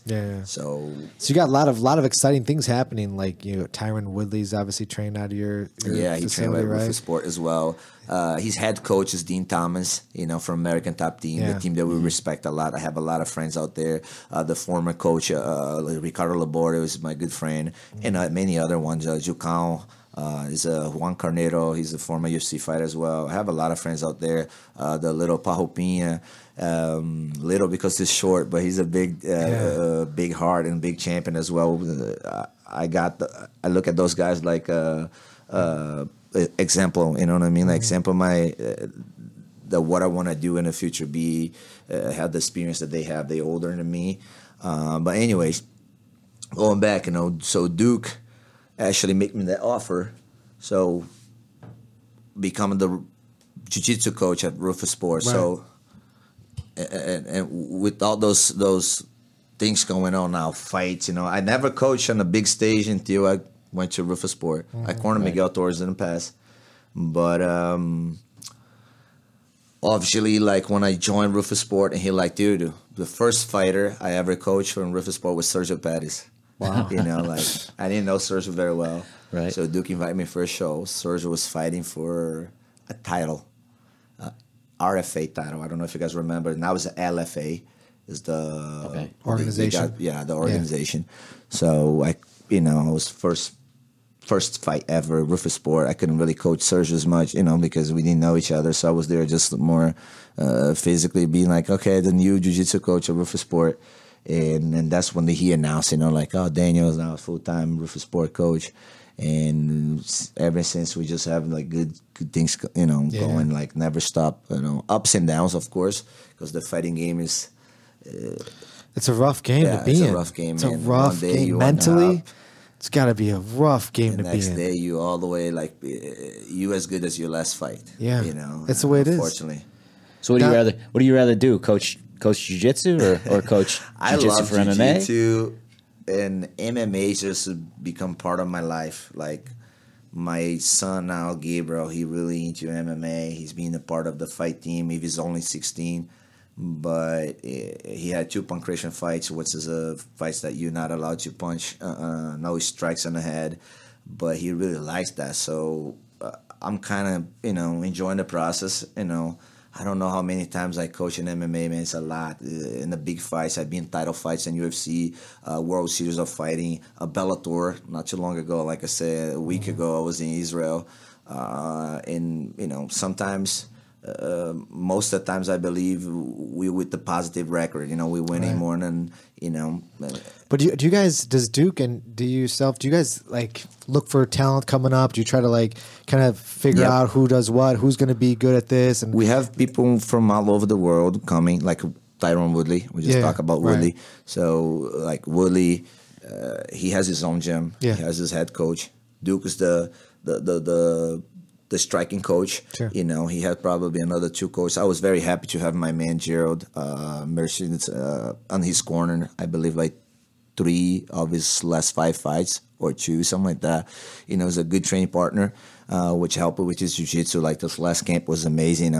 Woodley Arden, he's a black belt on the cage. Yeah, that's amazing. He's a good dude, man. And be an honor just to share the match sometimes with. Why do you think people don't like Tyron Woodley? What do you think? What I don't know. A bad rap he has I believe the knockout record in the 170 pound division. But like the fans can't get, like the fans don't get he doesn't get the UFC doesn't put a lot of money behind him. And stuff how like can that. you don't call that guy excited? And you see did you ever thought he's gonna finish Darren Till with the guard choke? No, it's so crazy. Yeah, that's it's so crazy. People don't know. Nobody posts the sparring sessions. We don't post what we do. Like we post a little here and there, but it's like we're not really. He was doing a lot of ground game in that. People give him a lot of shit for that Damian Maia fight, but how do you fight Damian Maia? I mean, That's how you fight it. Yeah, that was the correct strategy. That was it. I mean, honest with you, I had the pleasure to work with him for a little bit for that camp. Duke had a fight. I think he traveled with someone. So in some days I was like, work with Woodley. When Dean has to coach somebody else as well. And was good that he was trust in the same style too, because he come from American Top Team. He used to train with Laborio. Like I say, Dean is the guy, the man, black belt as well in jiu-jitsu. Very smart guy, been in the fight game for a long time too. So it's just like a lot of people don't know, but Woodley,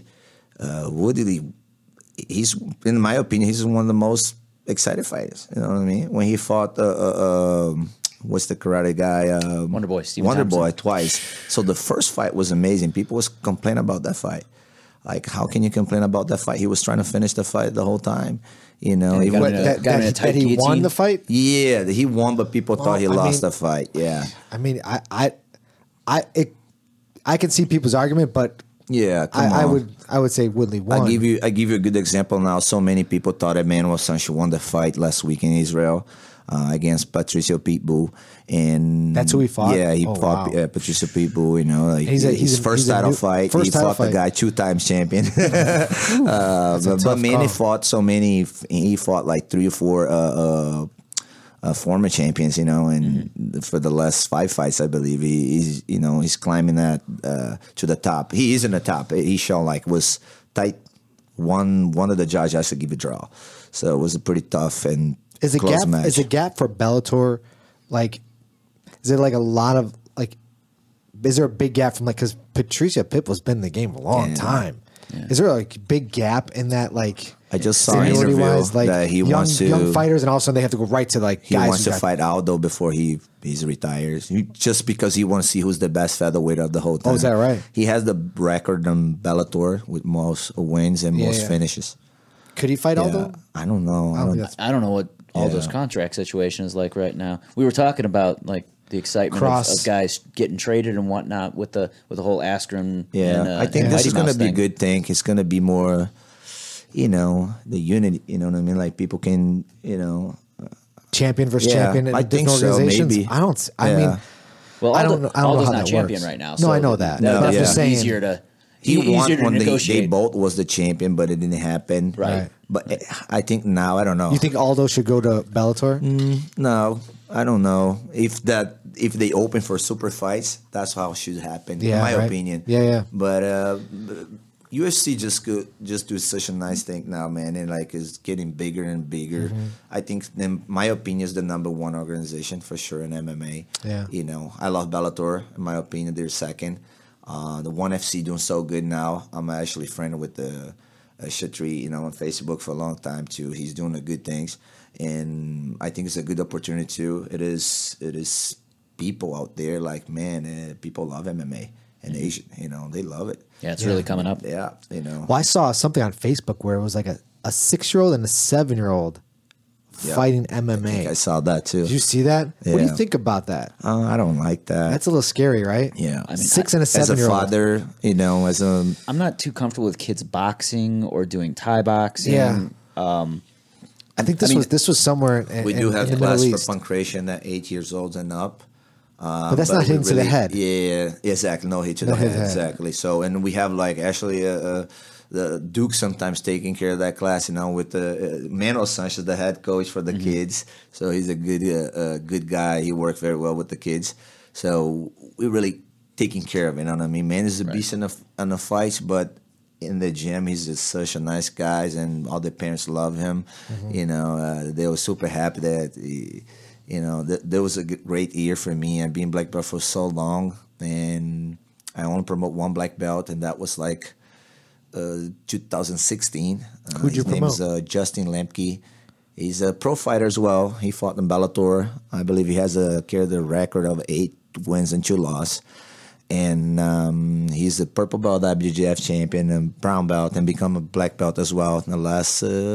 The beginning of the year, the Chicago Open. He won that Chicago Open. Oh, wow. So he's going to compete now in the World's Nogi. Very tough dude. As my #1, my first black belt. I call him my right arm. So he always by me. He follow my style. He teach what I teach. Our connection is so good. Finally, a few years after that, some other guys earned their promotion in different ways. Like Anthony Pettis becoming a black belt. My second one, he earned that by put the gi on. A lot of people don't know, but Anthony trained the gi a lot in the past. So when I met Anthony was a blue belt. That's when he won that fight against Spencer Henderson. And I was there. I was part of the camp, but I didn't corner him that night. That was in WEC? No, that was the UFC. Yeah. That was the armbar. The armbar. Yep, victory. the armbar. Yeah, He yeah. was blue belt. He was a blue belt? Yeah, dude. Jesus. It's so crazy. I to love me. when you get so excited finding out that MMA fighters are ranked low. Like, because they I'm so look shocked now. It's shocking because Yeah. they're so talented. You're just like, how's that guy a blue belt? Like John Jones, the blue belt. Yeah. It's so he's tapping, you know, But you know high-level what? black That gives belts. a lot of respect for the sport because I know John Jones is a jiu-jitsu coach and he's a real deal. And, you know, he's like, man, I won't give his blue belt if you don't put the gi on. That's Right. the same with me. Yeah. You know, I got guys who beat black belts in the fights, you know, but you have to earn that. People earn in different ways, you know what I mean? Some people got to go to a competition. Like Anthony, he put the gi on, but he shows the jiu-jitsu on the fight. Like Fight Nights, man, he's one of the best strikers in UFC, but he also had more submissions than knockouts. And you know he broke a record in UFC. He's the guy who most submit people off his back. Wow. And the guy who has most submission in UFC, his name's Charlie Oliveira. Yeah, who he's just broke Charles the record Oliveira. now. beat Yeah, like the Royce Gracie. 12 or something like that. So Anthony choked Oliveira with the guillotine. Yeah. He fought Oliveira and then he choked him out. Not disrespect Oliveira, in my opinion, No, he's it was the a good best. fight. But just saying, like, the belt doesn't matter. So when you use jiu-jitsu in the right, you know, momentum, it's like wrestling, striking. Duke used to say, strike is 50-50, man. I throw, you throw. So if you catch me, boom, I might go down. If you Right. catch me, I don't go down. I fight back, and you Right. go down. It's like, but jiu-jitsu is more. You know, you have to use that. There's no lucky submissions in MMA fights. You're right. Look at the So- Donald Cerrone submission. That Yep. was Wow. well earned, that submission. And you Against, see what Perry said? right, Mike. Like, Yeah. dude, I should train jiu-jitsu for this Right. fight because I didn't, you know. Right. Like, How's Anthony feeling after that last fight? I mean, I know he took some bad shots. Yeah, Messed he up his was hand. Tough. Did he break his hand? He broke his hand. Yeah. That was excited, dude. It was amazing. Crazy fight. fight. It was so there, crazy. and I was I like, thought he had him. man. I thought Yeah, me too. when he fucking rocked cracked him him. three Oh, yeah, times no. in 19 seconds. I have the video. All the knockdowns was in 19 seconds. What is that guy made out of, man? Ferguson. Ferguson. yeah, Jesus. It's a fucking zombie. Yeah. It's unbelievable. Man, when he was wobbly and like did those forward rolls, Yeah. I'm like, that he's was dead. like- He's yeah, dead. he's dead. we're seeing. But you know what? Anthony texts Duke after that fight. It's like, man, I just rewatched the highlight. I should choked him. Yeah, right. But he was so excited because everybody thought, you know, he, in my opinion, not disrespect, but the two rounds, if he didn't break his hand, so I will give both rounds to Anthony. He even got caught with the elbow, everything. But point-wise, if you really look at that fight, you'll see Anthony was winning that fight, you know. But it's a lot of blood. Yeah. Judges can judge some Man, different. when we were watching it live, I actually thought that Anthony, Tony was cut by a clash Exactly. of heads. Because I saw blood all over him and everything. But, and it Here's was the only thing, in we're being reviewing that I saw it disappointed actually with a lot of happen. referees. Don't get me wrong, you know, that happened to me. I learned a lesson, dude. You know, I fought a really tough dude, Derry Alkins, his local guy. You know, you guys know the damage from UFC. A lot of respect for that guy. I fought him on my second MMA fight, and he's third. Look at what he's at right now. He Yeah. just fought Lamas not too long ago. yeah. He lost, but he's But a top that's a tough contender. dude. Yeah, so Yes. I learned a lesson. I broke my hand in that fight. That was right. My second fight, 2007. So I was going back and forth to Brazil, like come back because of the visa. He came back again. I was, you know, just tourist visa competition and go back. I got to come back again. And I fought there in 2007. And, you know, no disrespect to everybody who was there in that fight. They know I lost the fight. I ended up lost the fight. Carson threw the towel because I broke my hand and I didn't have much experience. I just like, man, I think I broke my hand. And like, who's gonna teach Monday night? You know, he was worried about who's gonna teach Monday night at that night. Was kind of, you know, he wasn't there totally because it wasn't too long after Carson passed. Yeah. You know what I mean? So he was still like, you know, he didn't really want me to keep going fighting. I fought once for Carson, but I got excited. And in that fight, it was a pretty good fight that I ended up losing the fight. But I got a choke in there, and then, you know, at some point in the first round that we was rolling. It was a ring. We was rolling out of bounds. Not out of bounds, so the ref stopped the fight, but I had the real naked choke completely. You know what I mean? And a lot of people say he tapped, so he stopped the fight, came back. Ending up, my corner stopped in the first round, which everybody saw that I clearly won that first round for sure. I dropped him, you know, knock him down with my right hand. And but I can't leave from that, you know what I mean? A lot of people probably going to see that podcasting and say, bullshit. Daniel just talking, you know, he was trying to make him look better, but he lost. I lost. I'm not disrespecting him, but whoever was there in that night was 2,000 people at the USC Pavilion, and I remember walking out and everybody's like, bullshit, he tapped, you know, like. But anyways, I got that loss in my record that I got depression after that. I was like, man, I don't want to fight anymore. This game is pretty brutal. Do a lot of fighters go through that, though? That's got to be rough, man. The reason why I brought this situation here now is not because I'm trying to promote myself in the past, but that happens with just happened with Anthony. Mm-hmm. So Anthony, one point he wobbled him, he hurt him, so the ref stopped to check Anthony's cut. But Ferguson was hurt, not Anthony. How can you stop? As well, 2 fights before that, the fight before he fought Chiesa, he fought Justin Poirier. He has Poirier in a triangle choke. Mm-hmm. They stopped the fight to check the cut. How can you stop the fight when you have a tight triangle choke? I know in the same night, Poirier, not disrespect as well. I know his jiu-jitsu coach, he's legit. All those guys, you know, I got a lot of respect. But you can't stop a fight and you have a submission attempt tight. Mm-hmm. To check a cut? Come on, guys. So being screwed by referees in the fight, and then not disrespect as well, but IBJJF, which, you know, I compete 14 times this year. For a lot of people, that is not a lot. But for me, it's a lot. You know, you do 14 competition in 9 months. I was super excited, and I was disappointed a couple times, you know, with not prepared referees, or maybe they're just a little tired. Anyways, you know, I'm not gonna be, you know, sometimes I get emotion and bring it up, you know, online or post a video. What do you guys think? And did I lost this fight or no? But anyways, ref, you can't leave to the judge, and you already know that. But how can the referee stop a fight in a situation like that? He did it. Mm-hmm. Everybody thought it was Tony. Look, you brought that up. Yeah. Oh, I thought it was Tony Hurts, but they stopped to check Anthony. But Anthony was in a good moment on the fight. Good momentum. Yeah, momentum in the fight. Yeah. So that's tough. Where's he? I mean, I know it's early because he just fought not too long ago. But like, what's it looking for him? Like, I think he'll be back in like, how's March. the healing process of that? I mean, that's he looked good. He looked good already. I saw him another day. His hand, because his hand's been broken. I believe he needs to. Right? Yeah, it's the hand that he had a problem. I don't think it was like really bad. It was just a fracture, so that heals fast. So I think he'll be clear to fight in March, something like that. Yeah, that's what he was saying. Like, I want to fight in March, something like that. You know, so hopefully anything that anybody's looking for, or whoever they give him. I've seen some rumors in Instagram that people, you know, like, is in the works, him and Justin Gaethje. Oh, wow. But it's nothing, you know, that would be really a wild fight. Yeah, he never say nothing yet, you know. Better make sure his hands are 100% for that fight, because that dude takes a lot of punishment.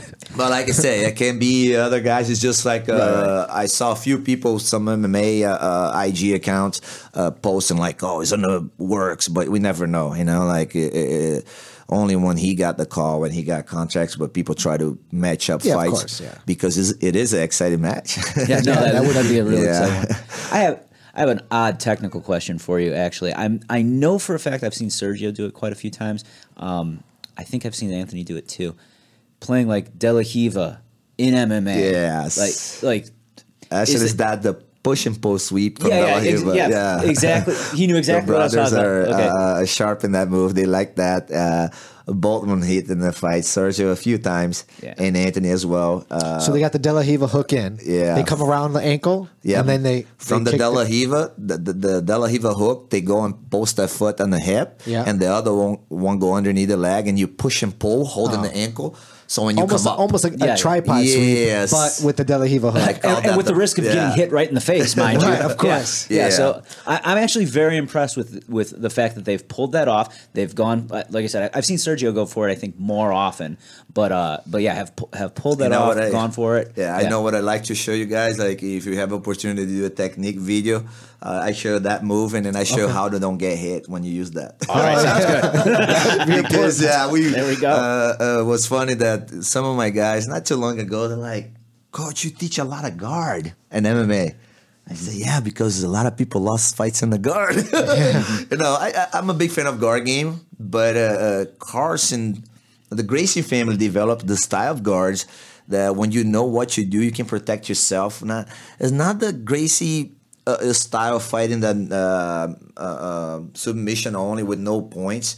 When they just try to survive and get, you know what I mean, like a draw or something like that. Is like how to protect yourself and then fight back from those situations, you know? So I really learned a lot about that with Carson, with Gutenberg, and I still learn from the other fighters and watch. I watch fights a lot because every time we got opponents, we have to watch the opponents so we can find out the best way, not the best, but the easiest way, not the easiest way, actually, a good way to win. Yeah, you know? Come up with a game plan. Yeah, me and Duke, we actually make a little joke about it. Like, man, I'm not the striking coach, you're not the jiu-jitsu coach. We are the winner coach.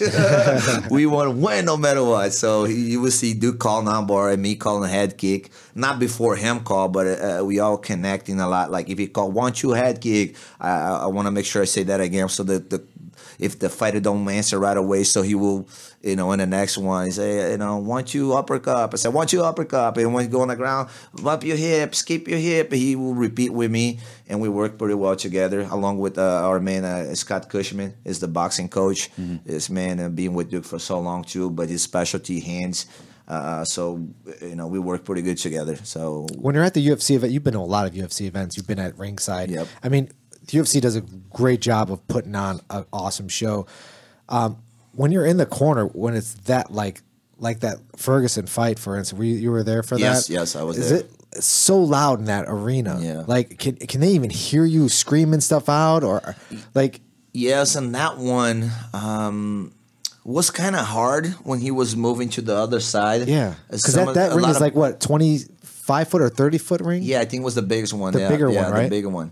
So it is hard to talk when they're on the other side, but a lot of times in the fight they come here, you know, to our side of the corner, you know, blue and red corner, and makes it a little easy. Is that something you train?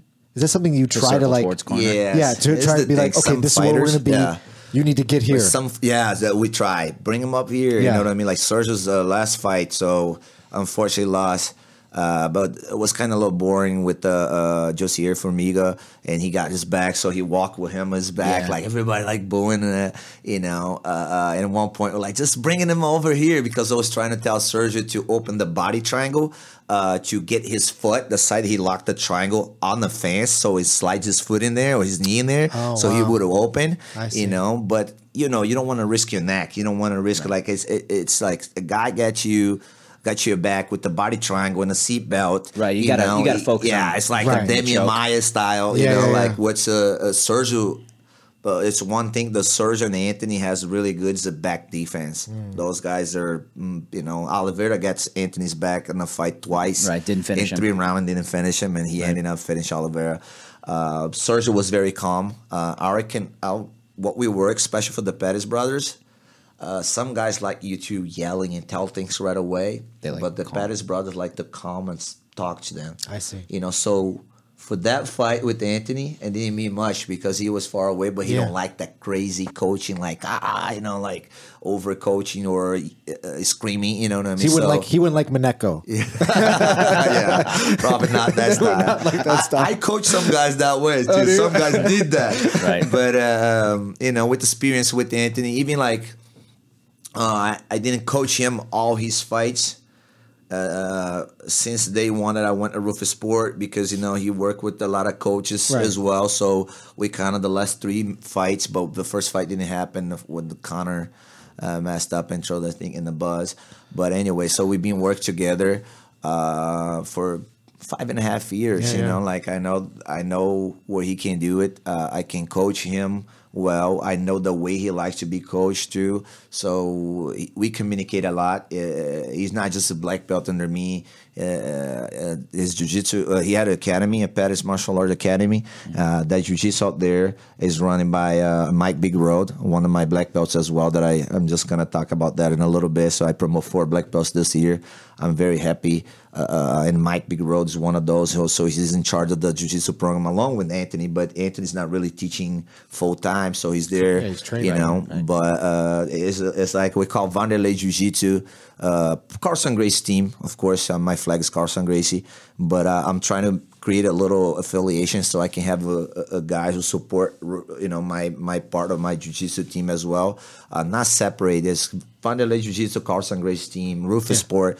It's all 3 together. But when we do compete in jiu-jitsu, we represent Carson Gracie. We never MMA. We promote a little bit more Roufusport side. It depends who's the fighter.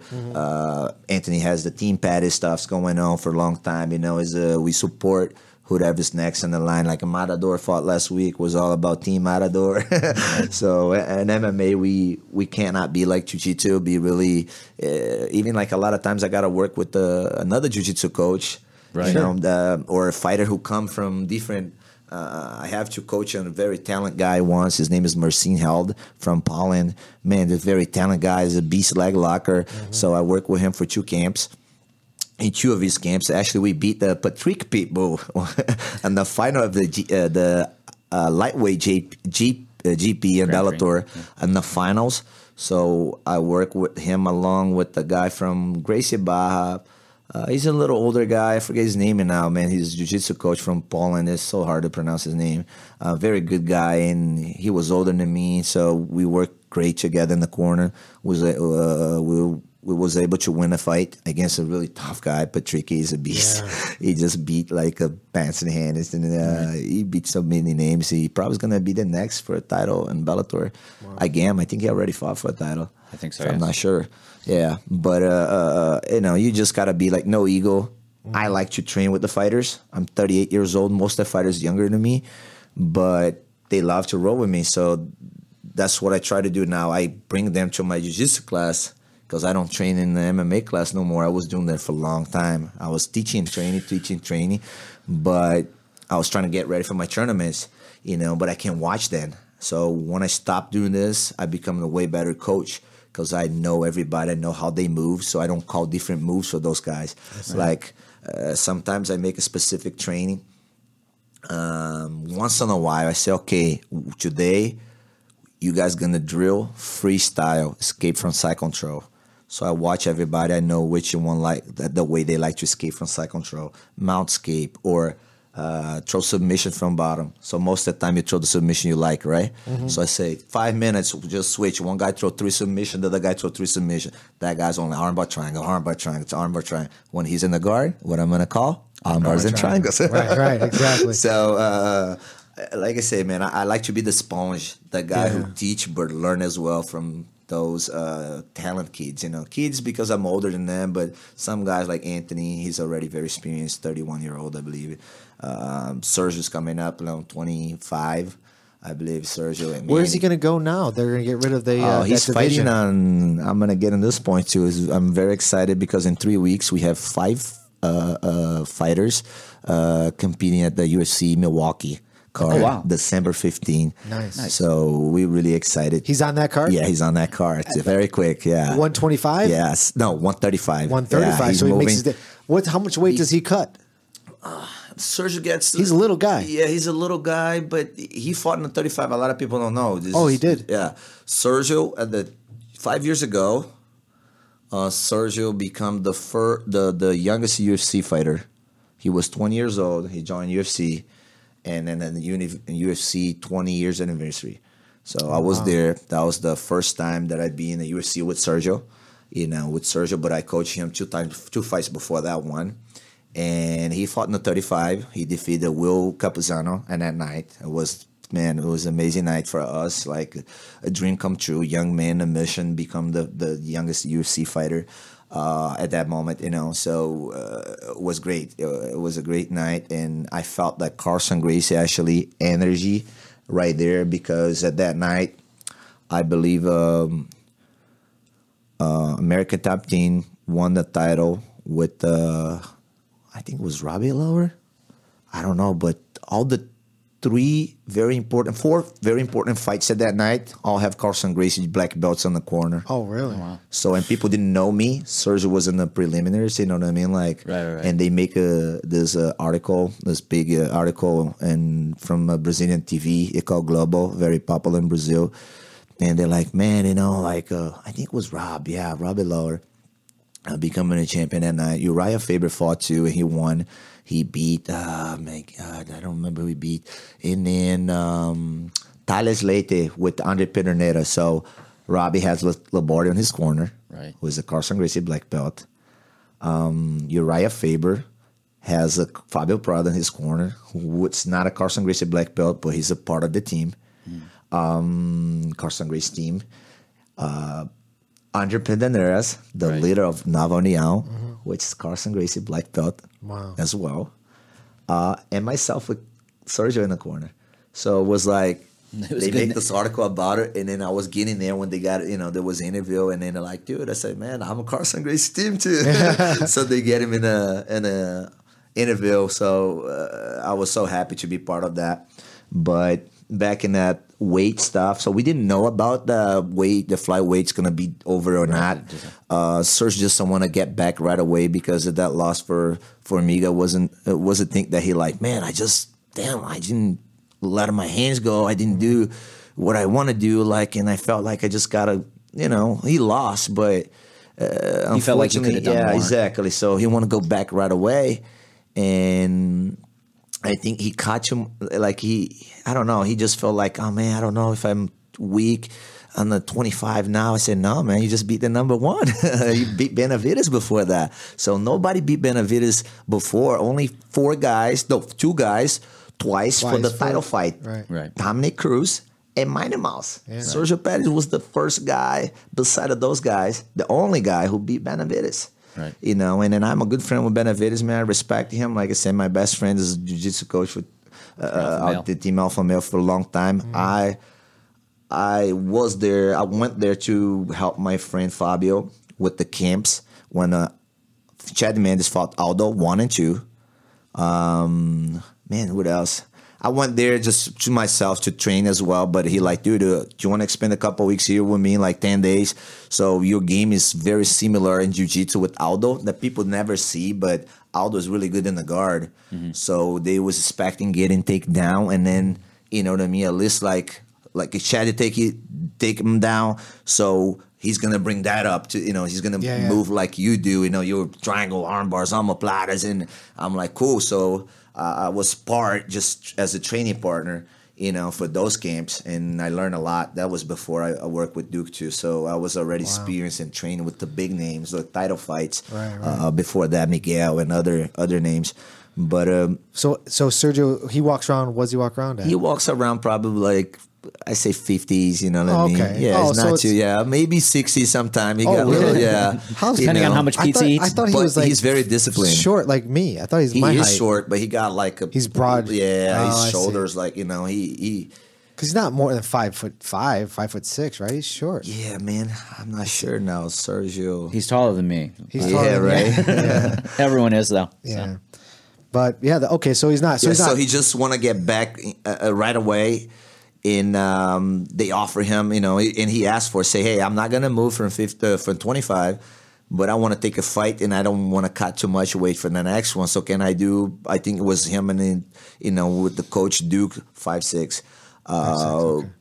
With Coach Duke, and then they like, okay, let's go. You did pretty good. I think like Sergio has what 13 maybe fights in UFC. He was 10-0. Now he's 17-4. That's probably about right. Yeah. So exactly, yeah. He was 10-0 when he's joined UFC. He's 17. What? Just put his name in. I think 17-4 with that one. So he just wanted to. Yeah. He wanted to go up a weight class so he wouldn't have to make the cut. And they announced that. And it's like, perfect. This is my new home. Yeah. Okay, yeah, he has 21 fights, So we excited for this one, what I mean? Like, he just won a challenge. I'm not sure about that division yet. He's still ranking there, It's unfortunate that 125 division's going away. I like those guys, man. They That's fight, strange. man. I know, man. Like, They do- you they watch do him, bang. for example, Cejudo and TJ, not TJ, Mighty Mouse. yeah, or you watch those. What's the Japanese kid, man, that fought Mighty Mouse that he armbar him to? Oh, He's not in UFC no more. Yeah, he went they to cut Rising. him. Yeah, dude, he yeah. was talent, man. That kid was pretty Yeah, good. yeah. Sergio Pettis is very excited too. Some people, you see, there's two guys who defeat him. Was like boring fight. The same with the Cejudo fight, man. We walk out like everybody won the fight, but he won. what'd you think about the Cejudo fight? Yeah, I think this, It's close, right? Yeah, a lot of people don't know. Actually, that day Sergio changed a little bit. He never do that. He left like a pound and a half for the day of, so he always like wake up some weight. So he felt that's what he did different at that time, and he didn't feel the same pop. Yeah. You know what I mean? That he couldn't get back up. But no take any credit from Cejudo. He's a beast, and he's very strong when he get in positions. You know what I mean? So he was getting in, holding. Sergio did a good job. He didn't get beat up as the last fight as well too. He didn't get beat up. He's ready to fight again. Right. And he proved like Benavidez beat Cejudo, right? Yeah. Benavidez beat Formiga.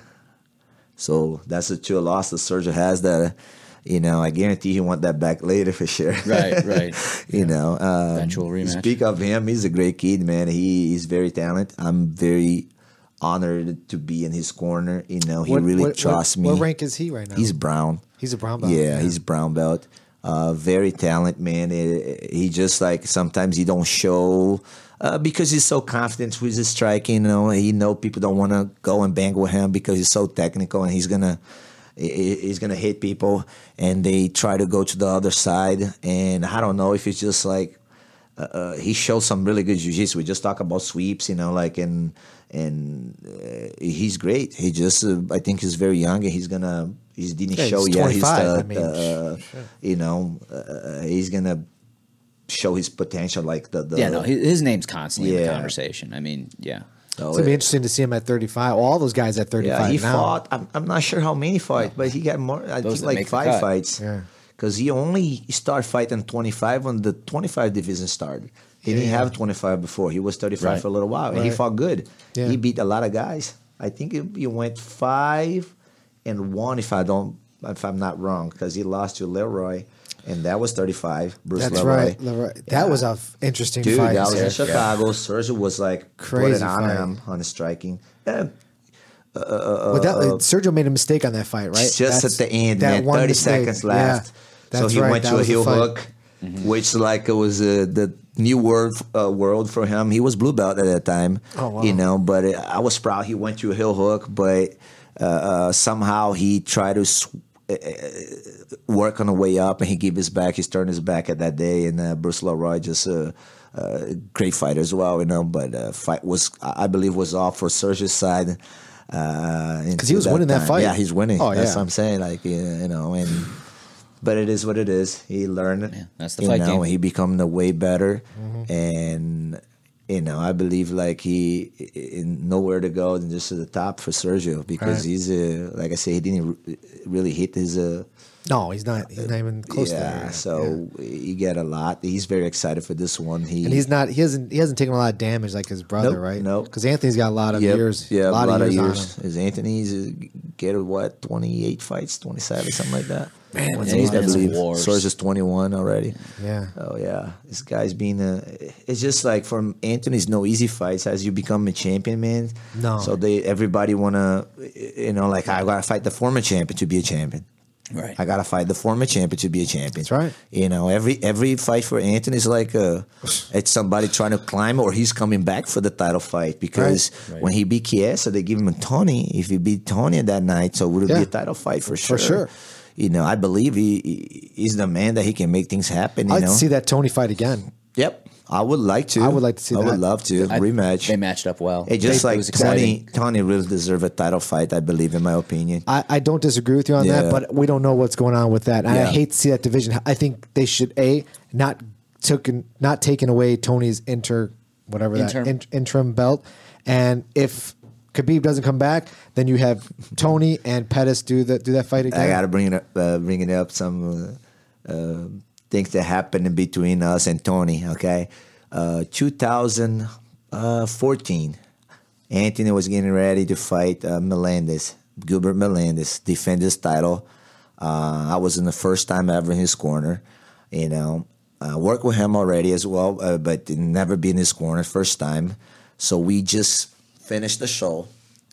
It was a great experience in my life. So he brought me in as a jiu-jitsu coach for the MMA Fighter Caesar 20. It was the girls only, the strawweight division, first like matchups ever in the UFC history.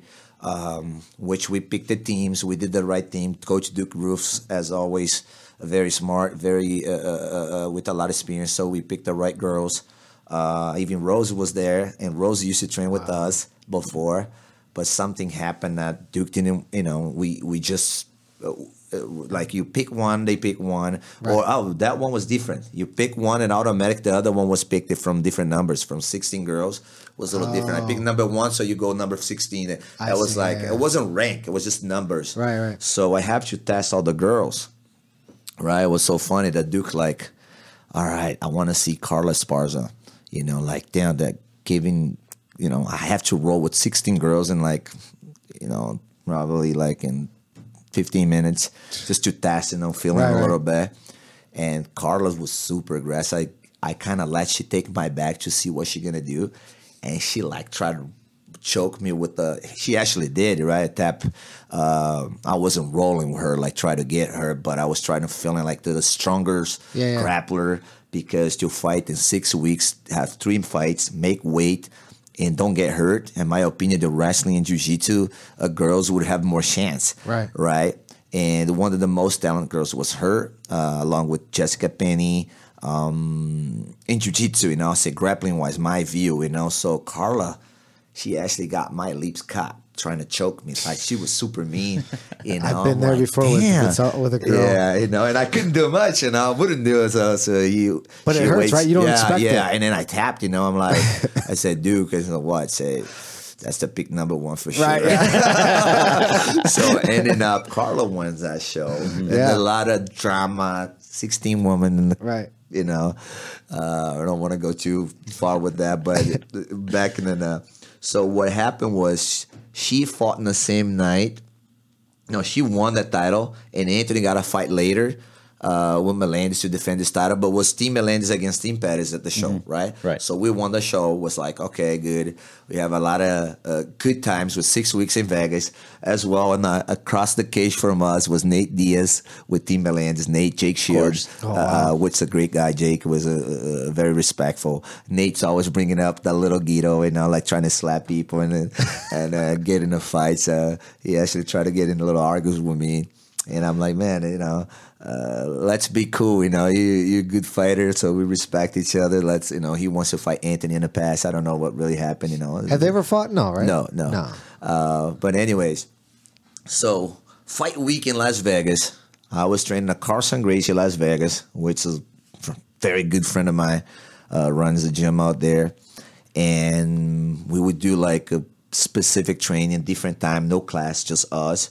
Right, me, Anthony, and Sergio fought on the same night. We doing like, whatever strategy stuff. So Duke with Sergio, I was with Anthony. So I was going with Anthony. Duke was going with Sergio. We're back and forth, grappling meets, like all we do every fight week. And Ferguson and his crew walked in the gym. That was 2014, right? And Ferguson fought in the same night. And I don't remember who he fought, but he won as well. So he walked in with his crew, and then one of our friends invite him to come to the gym. And then I'm like, damn, we get another 15 minutes to finish our workout, right? Both guys is 155 pounds. So I don't want to Ferguson watch what we're doing. Right. So I was super nice and to talk to his coach. I think it was his boxing coach. He had a hoodie, like that, sunglass, whatever, on the zone. And I'm like, hey, man, I'm sorry. My name is Daniel. So we trained right here with Anthony, getting ready for this title defense. And, can you guys come back in 15 minutes? Because I know Tony's going to fight Anthony anytime soon. He was coming up. Sure, I don't know, yeah. like 6-7 win streak or something like that. Right. Dude, I just saw that dude look at me and like, don't worry. I'm just going to hit the bags. And then he's turning back and start hit the bag. And I look at his coach again and say, man, don't get me wrong. I just like, very respectful. This is my friend's place, dude. Just give us 15 minutes so we'll be done here, and the gym is all yours. And Tony looked back again and said, dude, you don't get it. So I'm just going to hit the bags in here. I said, Tony, I'm sorry, but you don't get him, bro. You're not going to hit anything here. You got to go. So we're professionals, so you're going to fight my guy anytime soon. So like, be professional. So Tony like, okay, let's get out of here. So right away he tweeted about it. I got kicked out of the Carson Gracie Academy.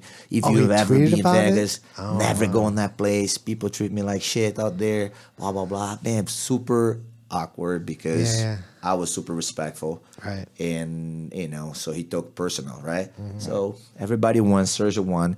Ferguson won. Anthony won. Bob. 4 years later, what happened? Anthony Pettis versus Tony Ferguson, which I called 4 years before. Right. I knew this was going to happen. Right, It's two of the best fighters in the planet, in the division, top 10s. It's going to happen. Everybody's going to fight each other. So with that, dude, 4 weeks before the fight, from nowhere, Tony put in his Instagram account, hey, Pettis, it's still time to apologize for, your coaches dogging us and kick us out of the gym, blah, blah, Get blah. out of here. Wow. So, Fucking remember that? dude, like, Damn. I was surprised because I'd be surprised too. I don't follow Hold him, a grudge. but somebody told me about it. So when I went, on his Instagram account, and I look up, and I'm like, he never mentioned me because he doesn't know me. I believe it. Or maybe he knows just to want to, he tag Anthony. And he says something about, it's still time to apologize. And but anyways, the pain's coming, and then he called him a vato. Vato is in Spanish is like, what up? Que pasó, vato? Like it's a slang that you say. You can be, hey, dude, like or something like isn't that. Vato like a brother? What Kind is of like can be. I'm the worst Mexican ever. Come on now. Yeah. So I went there and I wrote like, I say, hey, real nice, and I shouldn't do that, but I was like, hey, Tony, it was me, you remember, but not disrespecting you. We were super nice to you and your coach, and we never kick you out of the gym. But anyway, Vato, the pain comes in your way. Just to kind of bring in, like, I know he was talking about me, but he put Anthony in that situation. Anthony never talked to him. He was... Anthony's probably like, what the fuck's this guy talking about? Yeah. So anyway, so he brought that up, and then, fight week. So we have two training rooms, with your names on the board. Yeah. And we have Anthony Pettis here, Tony Ferguson here. Where's Tony wants to train? In our room. Get out. So we walk in the room, Tony with his crew. And then I'm like, I'm not going to be that guy who's going to talk to him. Right. Because he's already upset about it. But anyway, so our striking coach, the boxing coach, Scott Kush, talked to his coach. And they're like, no, man, we be training this room here. We're going to stay here. What? I'm like. That's so funny. I'm like, no argument. Just call UFC people. So UFC people come in and say, hey, Tony. So right away he looked at me like, kicking me out one more time, right? I looked like I couldn't believe he said that. Wow. But well, at the end of the day, at the end of the fight, you know, I got Eddie Bravo there. It was a great fight, man. Eddie was at that fight? Yeah, Eddie was he there. was in the corner. I walked in, you know what I mean? I shake his hand and I look at him. I say, hey, man, congratulations, you're a beast. And hopefully it's not any, you know, Bad feelings. Bad feelings, you know what I mean? He shook my hand. No, Coach, hey, thank you so much, too. You guys are, you know, good group. I think that's all about it, you know what I mean? Like, he felt that. You can see his face when he won, dude, because no disrespect, you know. I know he's a 10-planet guy, and I like him. I'm a fan of Ferguson. But the fight was more going Anthony's way, you know what I mean? You can see when he like... I won't, you know what I mean? Like he quit, like you know what I mean? Like and that was, that was a big comeback fight for Tony too. Yeah, dude, I think it's gonna be an history for sure. Yeah. It deserves to be. It was a fight of the night. Both guys get a bonus. You know what I mean? Like, and Anthony just talking very respectful. Congratulations, Anthony Ferguson as well, and we move on. Yeah. Right. You know, but what's funny that I want to mention that because he brought up 4 weeks before the fight on his IG account. That's so crazy. I was like, I can't That's believe 4 years ago. that. Yeah, 4 years. 2014, man. That's how you let it happen, though. You know, not just like short-term shit talk. You build it up over a period of years. Apparently, it's gonna come back. Right. I'm gonna bank this one. Write that one in the diary. Gonna remember that for later. What do you think about the combat jiu-jitsu? What do you think about that? I'm not really big fan about that because like. If you can slap, I'd rather just do a real MMA fight. You know, okay. I respect, and you know, like I respect any discipline. What people try to make the change in jiu-jitsu. At first, not disrespecting as well, Eddie Bravo. I don't agree with any promotion if the guy don't use the gi. You know what I mean? Some 10-planet guys all got promotion. Not all. You know, you actually train the gi. I give you a lot of respect for thank you. That you know, I like Nogi more. Don't get me wrong. But it's like for you, for jiu-jitsu, the real jiu-jitsu. I know he's doing a great thing, man. He's like. So you're talking more about like if you only train the gi, only train no gi, and you get promoted to purple, brown, whatever. Yeah. In my opinion, couldn't happen. Right. It shouldn't happen. You definitely have to train the gi. Okay, I don't like training the gi, but I have to know at least like enough to be able to be a purple belt. Why you want a purple belt if you don't wear gi? Right. Or a black belt if you don't wear gi? You can be a black belt level in movements. Right. But you don't need to wear a black belt if you don't have gi because the belt is just for gi. I never see anybody else beside the Neo think wearing that.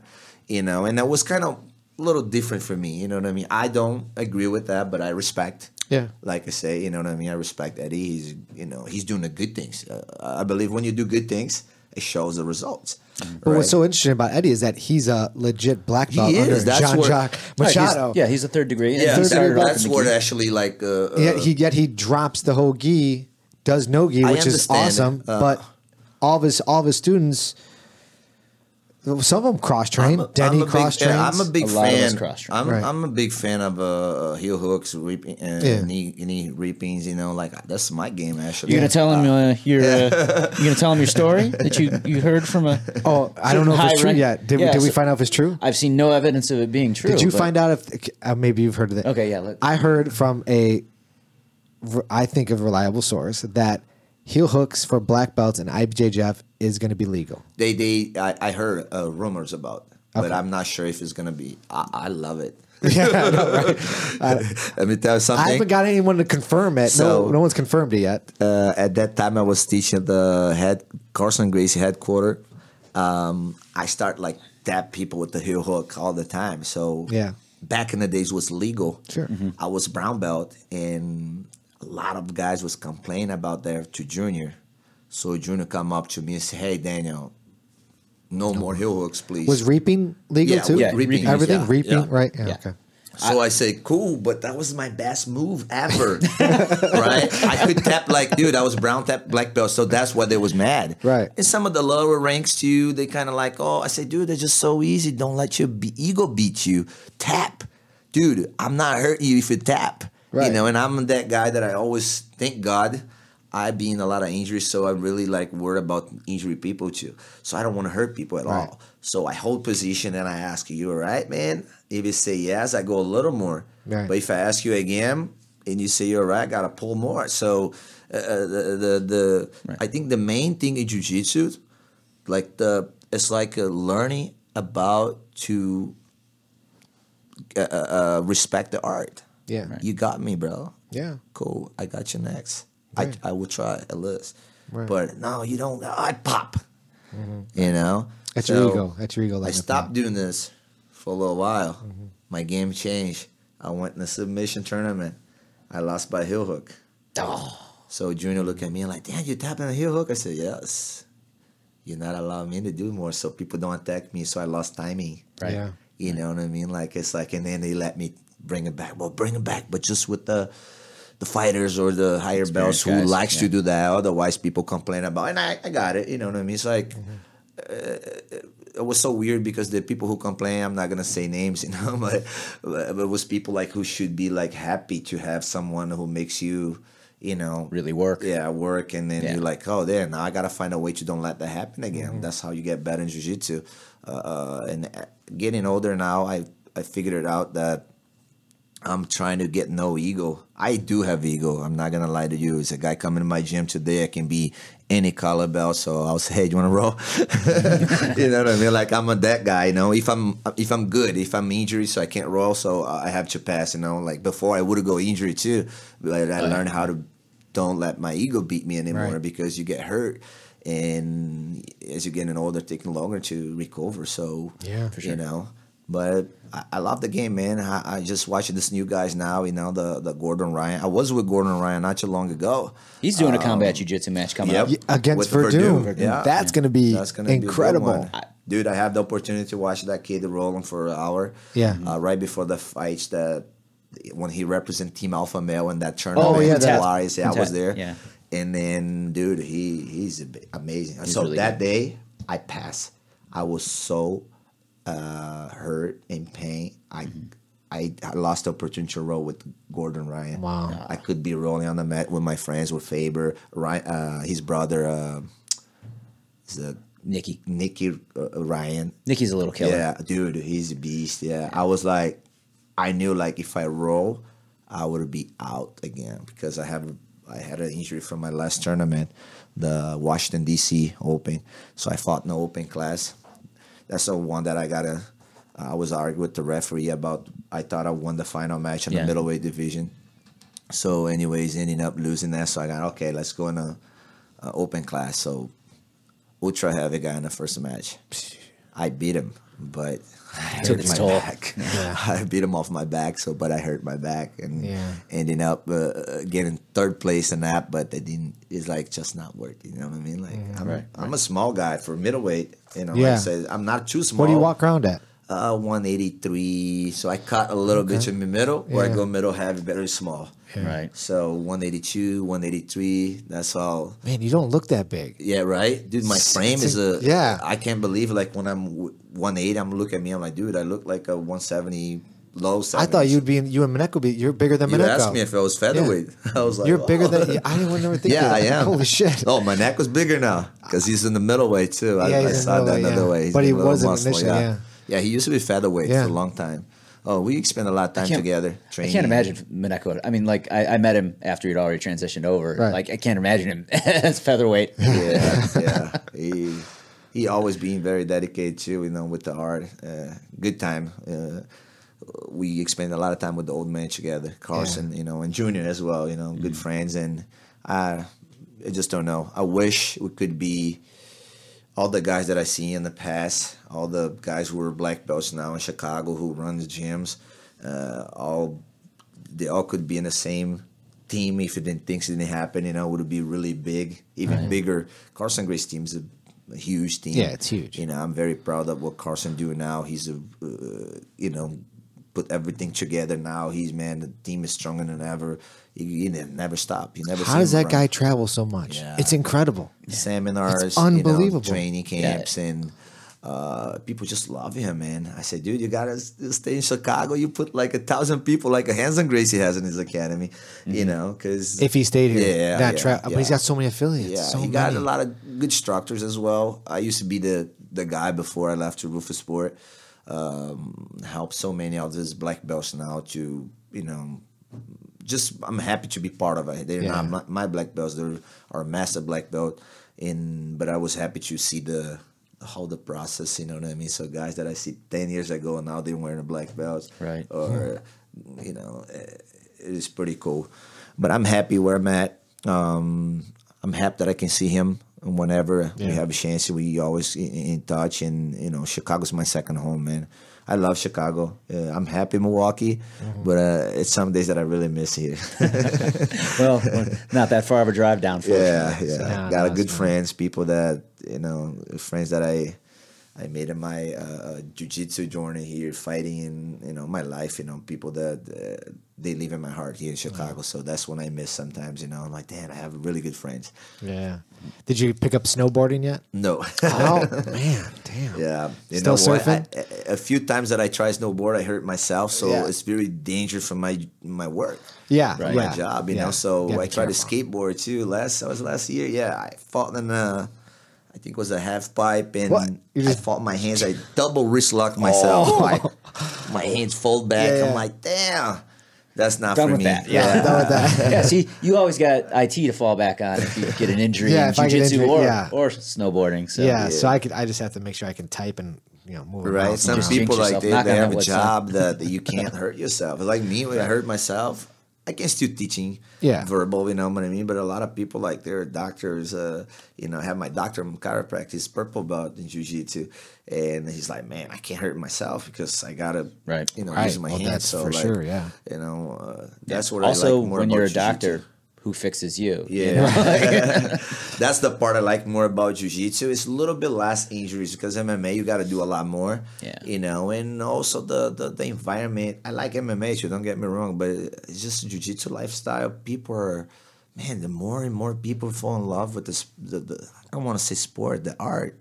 You know, is becoming a sport, but the real art. Because I got ladies in class. I have I don't know. I think I have in between like 15 or 20 girls who training consistent at Roufusport, and a good group of those girls compete in jiu-jitsu tournaments. A few girls did MMA as well, but it's like the jiu-jitsu community, the martial art. When you only do that martial art, I think it makes you having a lot more friends. You know what I mean? Like you can't do jiu-jitsu by yourself. You can do jiu-jitsu exercise, but you cannot do jiu-jitsu. Right. Technique or rolling. You roll by yourself, you're going to armbar yourself.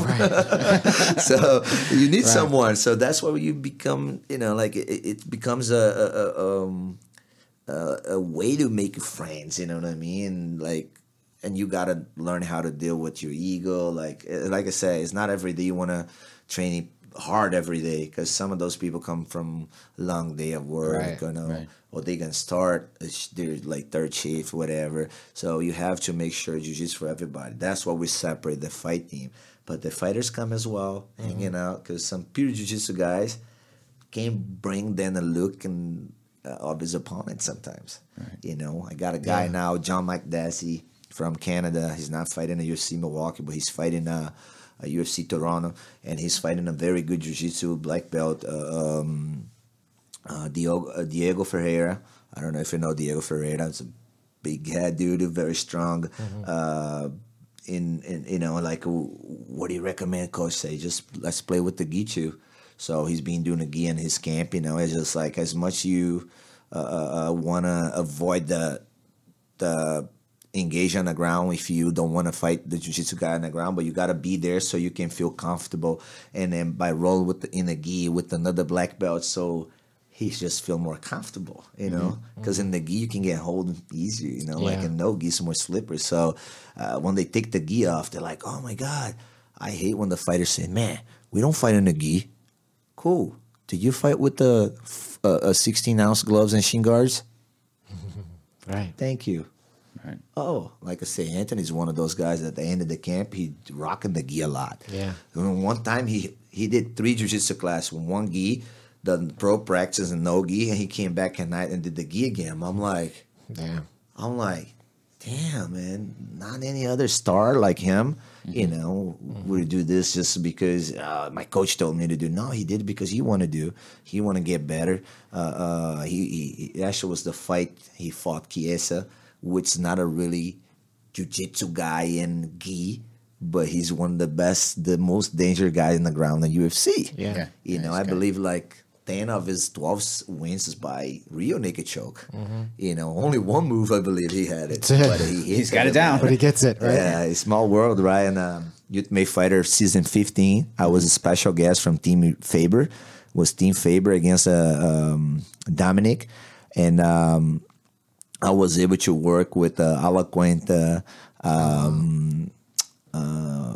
Chiesa, many other names I don't remember now. The team, you know, I actually have a shirt everybody signed for me and got pictures, and it was a good time too. So, and I'm like, damn, I know those guys all the time. We see each other, and now we're gonna fight. Right. You know, like I gotta be across the cage. He actually changed with me, Chiesa, when he just find out he's gonna fight Anthony. He was coaching somebody in a fight in Detroit. No, it wasn't Detroit. It was some of the fights that he looked at me and just the way he say hello, I'm like, man, Mike is weird today. Because I know him like he will, hey, coach, what's up? You know, I'm not his coach, but he'll call me coach because that's how he met me. You know what I mean? Right. And suddenly there was like a distance, right? And he changed. So, man, like a few hours later, boom, announced Anthony Pettis versus Chiesa. I'm like, damn, I know. That makes sense, But, you know, I just try to be a nice guy when I travel, man. Like, you actually asked me, like, damn, you be in a lot of UFC. I don't even know how many UFC fights I have. I have some guys, like with the Mano Sancho, I'll be in Bellator 12 times, just with one guy. With Sergio, I think Sergio has the same amount of 12 fights or in UFC. So, I mean, most of those, like, probably 10. Anthony, you know, like, even the other guys in the past, you know, other names that you don't corner very often, but you work, you know. I work a lot with Paul Felder. My man, the Chicago guy, Bilal Muhammad, man. I cannot, you know, like, that guy's a beast, you know. I don't know. You guys should bring Bilal here one day. Bilal is a great guy. He's a very smart dude. A lot of people don't know, but, you know, he actually got college degrees. You know, he's a lawyer, but he's a full-time fighter. Wow. You know, being with Bilal for his last 4 fights, thank God, 4-0 in UFC. But he has a lot more fights in UFC. But just that's the last 4 times we work. We've been work together for before he become the Titan champion. So we always work together. But I have the pleasure to be in his corner for the last 4 fights. And man, we just working very well. You know, he's a sponge. He's a very coachable guy. He listens, he tries, and, you know, man, he was execute the game plan that way we plan. You know, like I'm very happy to work with that guy as well. My man Paul Felder, you know, is another guy that I gotta say, man, he embraced me too. He loved me, and I love him as well. A few fights that he wanted to bring me, but I couldn't go. It was an international fights that when my work visa allowed me to go anywhere, but I have to renew my visa, just get the stamp. In some places, kind of a little complicated. So he fought in Scotland. So Scotland, the closest American consulate out there was in Dublin, Island. Yeah, Dublin. And exactly. I'm like, damn, I can't do that trip, you know, because UFC, actually the UFC pay for one coach. Depends what, you know, if you fight title fight, they pay for more, but normally it's coming from the fighter's pocket. And you know, I couldn't go and just like he paid my flight going back, and I go there, do, you know, it would be a vacation when you don't want to take vacation, not the right moment. Right. But I worked with him even more, and he did great. So the other fights is he took me in, and you know, I'm just happy. And he's a guy who lives in Philly and comes and just do like 8-week camps with us. Right. When he camps here, he can meet like, dude, hard work, you know what I mean? Like my man Gerald too. Gerald, man, he had 20 submissions on his record. Jeez. He's the guy, actually my only black belt who earned from white to black with me. So Justin Lemke, who was the guy, my first black belt I just mentioned about, that he's a record 8-2. He's a former fighter. He doesn't fight anymore. He's a fireman.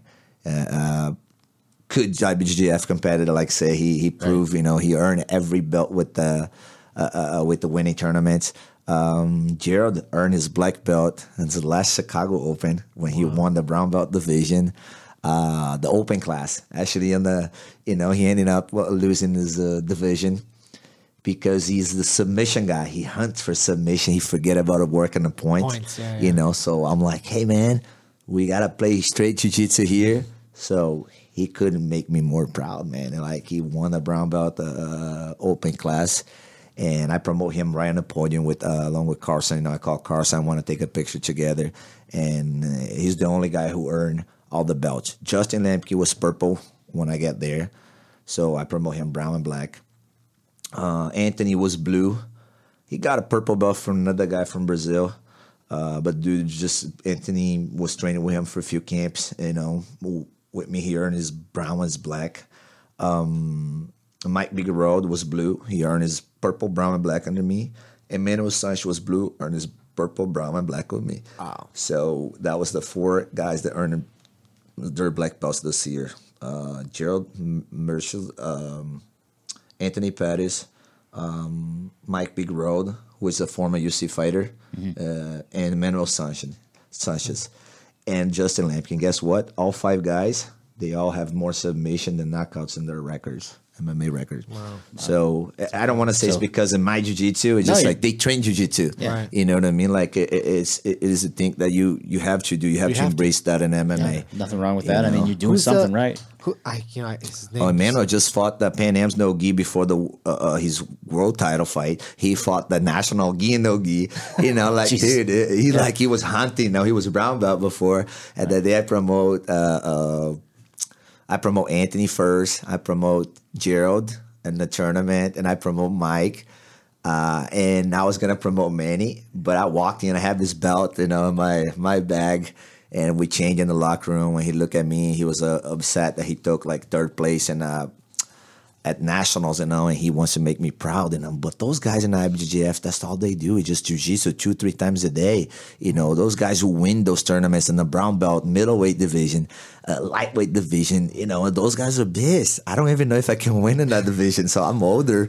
Those guys come like hunting for a black belt, And Emmanuel has too much to do. Like, he got to be sharp in wrestling, striking. Right. And he finished black belts on the fights. That's like, he just fought people, which is a really good black belt, and took him down. But Manny took him down too. It was like a very good fight. So he's in that level. But I know he likes the IBJJF and he wants to win, so bad. Like, he done that before. He competed in other tournaments as a purple, blue as well.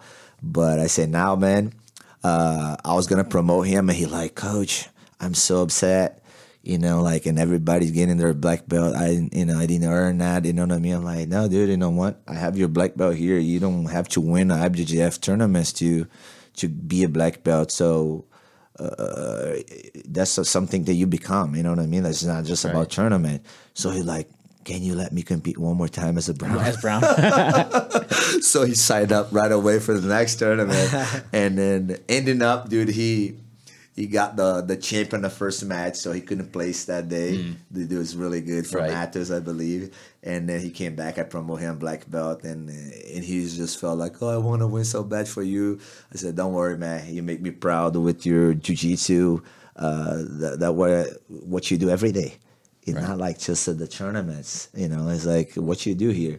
You're catching black belts too. I think sometimes it's easy to lose focus on that when you're competing a lot, like it becomes, even if you don't want it to just be about the win, that's how you measure yourself. Now, I give him a lot of respect, because how can you be in that level in MMA and you go and compete in those tournaments with people just, oh man, I can beat the MMA guy. Right. I fought so many MMA guys, you know what I mean, in my jiu-jitsu career. And when people try to, talk a little bit, I fought Kyle Watson so many times, you know what I mean? Good battles. I fought Leo, is it Delgado guy, the leg locker guy? Rolly? Yeah, Rolly Delgado, yeah. I beat him in the Worlds 2014 Nogi. Yeah, dude, holding my foot for the whole match. It was a tight match. I cut weight. I went on the lightweight division that day. Ended up lost in the final match, but it was a good day. I had 3 good matches. I was happy to be there. And they're like, man, I fight this guy from UFC. Like he wasn't UFC at that time, I believe. He got caught later, but like I really respect those guys. Anthony Smith won at Chicago not too long ago. Yeah. Anthony Smith, right? So he's fighting now. He's gonna fight for a title. Yeah. I was like, I'm back home at Roufusport. I said, you see, guys, Anthony Smith was doing a tournament. He won. They're like, oh, I said that means like is CM Punk still with you? Yeah. CM Punk still with me. Does he do any jiu-jitsu tournaments? Man, he's planning about, but he just he commented in a fight like in some a show not too long ago. I forget. He took a little time, like everybody after the fight, but he came back. He's been in the gym.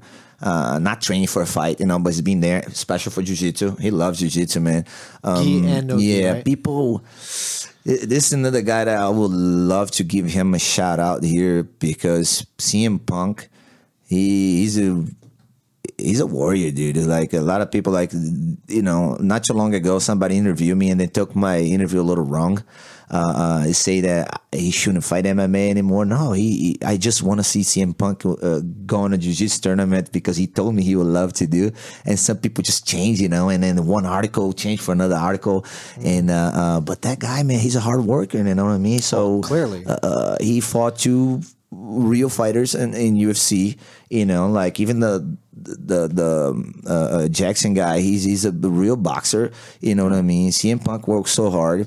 A lot of people try to criticize him instead of take the positive side. Man, I believe more than half of those people who criticize him have no heart to fight. Like it's people just like, oh man. It'd be nice to see him do an IBJJF or start doing any First kind of all, I stuff. couldn't get him on IBJJF as a white belt because he fought pro before. Okay. So, and then I waited a little bit. Just I want to make CM Punk be a real blue belt, not just get there.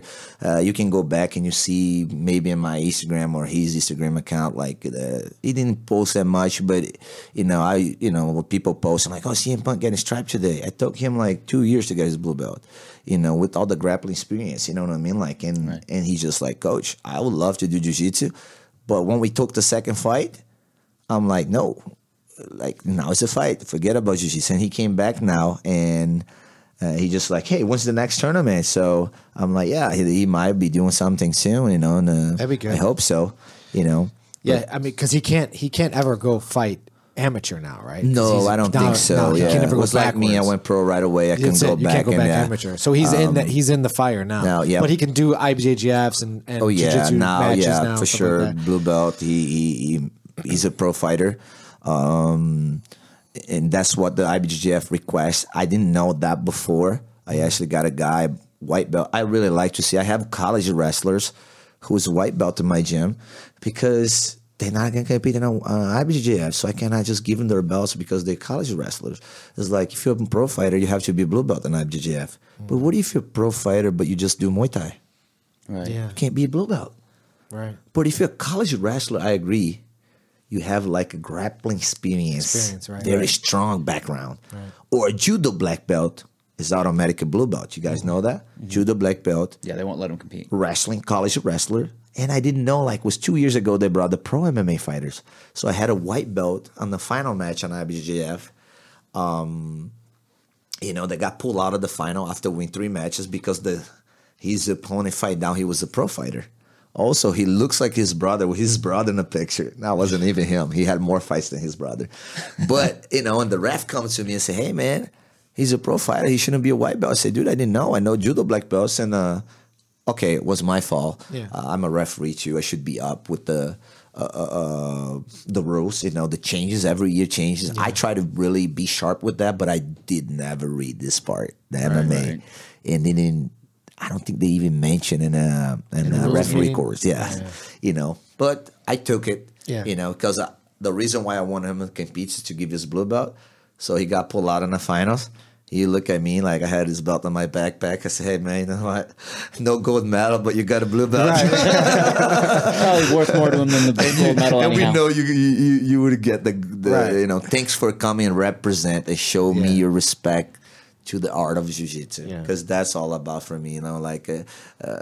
Some guys out there as a new talents at the gym. They're very good wrestlers, but I'm like, dude, I can't. I know I need you to do a little bit more taking jiu-jitsu class, so you learn a list like how to do the very basic stuff, the fundamentals. So I give you a blue belt. So no one likes to carry a white belt when you're really tough, like you're a college wrestler, you won like 300 matches in wrestling. So you're like, why have to wear a white belt? So, but it humbles you, you know what I mean? It makes you be in it's another station in your life, you know what I mean? Like John Jones did that. Mighty Mouse was white belt not too long ago. He's just earned his brown belt. But he won at the UFC press conference, so he defended his title, and like, what is next for you? It's like, man, I just want to go back to the gym, put my gi on because I'm still white belt. I want to work in my blue belt. Right. I can't forget about that day. I love that dude, man. Yeah. He's so humble. I asked for a picture one day, and he knows Duke, Anthony, all those guys very well. And I asked for a picture with him years ago, and he looked at me. Seriously, coach, you want a picture with me? You train all those badass fighters. And I look at you and say, man, you the man. You're not the bigger guy, but you're the man. I'm kind of sad to see him out of the UFC. I'm so sad. I mean, I just think I don't like to see him go out like that. Like the on a loss, you mean, or? Yes, on a loss for sure. But then that fight, they could do a third one. Oh no, I wanted the rubber match. Yeah, because it wasn't a definitive. And I don't I'm nothing to take from Cejudo, but it wasn't definitive. And I just think that it was I just don't understand when people say that 125 division is not too exciting. I don't get it either. I don't usually hear people say quite like that. It's just like there's definitely here in America like the bigger fighters. There's plenty of guys. Yeah. There's plenty of the guys in that audience that just happen to be bigger, and they're convinced that they could whip that little guy's ass. So this isn't interesting to them. But everyone knows they're going to push a wild pace. It's going to be super technical. But if you're just there to see like guys get knocked out, that's not the division for you. But Mighty Mouse was that dude was on another level. It's crazy. His highlight reels are amazing. He's the real MMA fighter because he can mix wrestling, jiu-jitsu, and striking like in the some way that it's unbelievable. Like it's incredible. What he did to Rayborg. Oh man! Come on, man! No, I mean, what the heck's that, man? And like, damn, how can that guy not be a black belt? Exactly. But I like it because he trained jiu-jitsu with Bibiano Fernandez, which used to be he's the former 1FC champion, 35. He just lost not too long ago, 2 weeks ago. You know, Bibiano Fernandez. Yes. Okay. He's like multiple times BJJF jiu-jitsu champion. He always fight that dream. Won, like he never fought UFC because I heard, what I heard, he getting paid good, so he's happy out there. But he just promoted Mighty Mouse to brown belt not too long ago. Right. And I think he just loved the process, man, learning. Mm-hmm. Some people get on top and they forget about where they come from, or I know everything. If you try to show something, I know this. It's always something that I don't like this technique. Okay. The fact you don't like doesn't mean you won't need that. Maybe one day you need and you have that in your arsenal. You know what I mean? It's like I teach a lot of things that I don't like it. Yeah, I find that it's a big factor. Actually, yeah, some coaches they only can teach what they like, what they know. Oh, not what they know, but what they like. Right. Yeah, and like Dan Conway being like the iconic example for me, where we have such different body types, and like if I only showed him stuff that worked for me, he's a much taller, lankier guy. He's got really long legs. Like he should be doing triangle chokes and things that maybe aren't exactly going to fit into my game. But I found that to be a big, big factor as I've started coaching more and more. The need for me to understand stuff that isn't a big part of my game, but that can be a part of my students' games. Yes, and that absolutely has made me more well-rounded and more technical because I have to explore that stuff and study it more. Early in that interview, I was, saying that I felt that I was a black belt 3 years after I got my black belt. Mm-hmm. That's the things that I like. I started figuring it out. I started finding out like I have to teach not just what I like it. I have to teach what that guy needs, what the other guy needs. And it has to be like, I can teach you a sharp clock choke. Mm-hmm. But you'll never see me applying the clock choke. Mm-hmm. Okay. I love to teach it. I can hit on the white belt, but blue and up, I can't. It's so weird. I love the clock It's just choke. not my thing, you know. Right, like, right. but I can grab a new white belt playing around. I'm gonna clock choke this kid, and I can do it. But if I go with somebody tougher, I don't know. I just can't get there. I switch. I go to the back. I do another thing. It's automatic in my mind. But I heard like a big guy. So I can't do triangles. Or guys very short with short legs. I learned a way to make adjustments. You know, it's not like what people taught me. Like my teacher didn't tell me to do this, but I figured it out. It's not that I'm like, oh, dude, this guy's a genius. Like, oh, he can figure it out everything. No, I don't know everything, but I figured it out somehow. Like different ways to do the same technique. When the one person is not that flexible as the other one. You know, like, whoa, what can I do here now, coach? My leg doesn't reach there. So I find a way, you got to move a little more. So now you get more angle. You know, you got more reach now, so you can do it. And they're like, oh, triangle. I call the diamond position a triangle. Mm-hmm. So when you can't lock the triangle because your leg's so short, and then how you pull the head, how you squeezing, and people stretch the leg. I like that one to stretch, but I do different. I bend my leg, and I squeeze my knees with my feet down. It works so well. All the big guys that I roll with, when I can close the triangle, I do that little. This is the way I developed how to tight and push, because it just find a way to push the shoulder to the neck, and the other side has to be blocked too with the leg. Right. It doesn't matter how your leg will be on top, as long as you do the right So thing. you're still getting the leg over the back. You're obviously closing the shoulder to the Yeah, neck. you know when the guys just stretch the legs And and, stretch pull the leg head forward. down and squeeze it, the knees. Interesting. I do my legs down. But I do the same pinch and the pull. So you're Dude. just bending at the knees. Yep. Interesting. Yep. Even finish triangles with when the guy put the arm underneath. Right. You know what I mean? Like a lot of people, oh man, triangle doesn't work right there. It's like anyone on the planet, let me lock. I'm not saying my sit it up's gonna work on you, but if I lock, okay, let's put money on the table. I put my money on the table and say I'm lock on you, and you're gonna get out of this triangle. I hold your head. I lock the triangle. I'm not gonna squeeze right away. You say go. We go. It's just like I have a chicken legs, man. My legs are pretty skinny, you know. But it's just the way I developed. This is my favorite technique, and I don't do that very often. Triangles, I used to do a lot more, but it's just I developed the way that getting a triangle so tight that it works in so many different ways. Even switch side triangle that people do now, locking the triangle. I've been doing this for a long time. Really, you know, teaching my guys. It's just a lot of people don't trust. And when they see from somebody else, they're like, oh, my God. 2 fights ago, my man Emmanuel Sancho beat Sin Cecilia here in Chicago with the arm triangle. It started from stand-up. And then he finished it like, dude, look at this picture here, man. You'd be like, oh, my God, this guy is... He started with his the arm one triangle? anaconda. You know, you look at that, You started anaconda on the feet and went to the ground and you finished it? Or? Kind of. Like, it is an arm triangle. But I show you guys here, you're going to be like, oh, my God, dude. Emmanuel Sancho did that. Where is that? Oh, my God. Oh, right here. Look at this, brother. That's how he won the 2 fights ago. What? Let me see. Okay, yeah. let's pass that around here. Wow, that's crazy. You see that? That's a crazy But angle. look at this now. Yeah. That's a crazy angle. Right? Yeah. That was first round. But he's finish, cut. man. So First round. So from the bottom, I can cut that angle. Yeah. He started from standing up. But he started, and I'll have to scoot out my hip to kind of get my arm to come under that neck and to lock it in tight. He was doing this in class. Very similar. Wow. Unbelievable. I taught the same move. Yeah, this is the Bellator in Chicago. Yes. This is this Mir versus Jesus Fedor, right?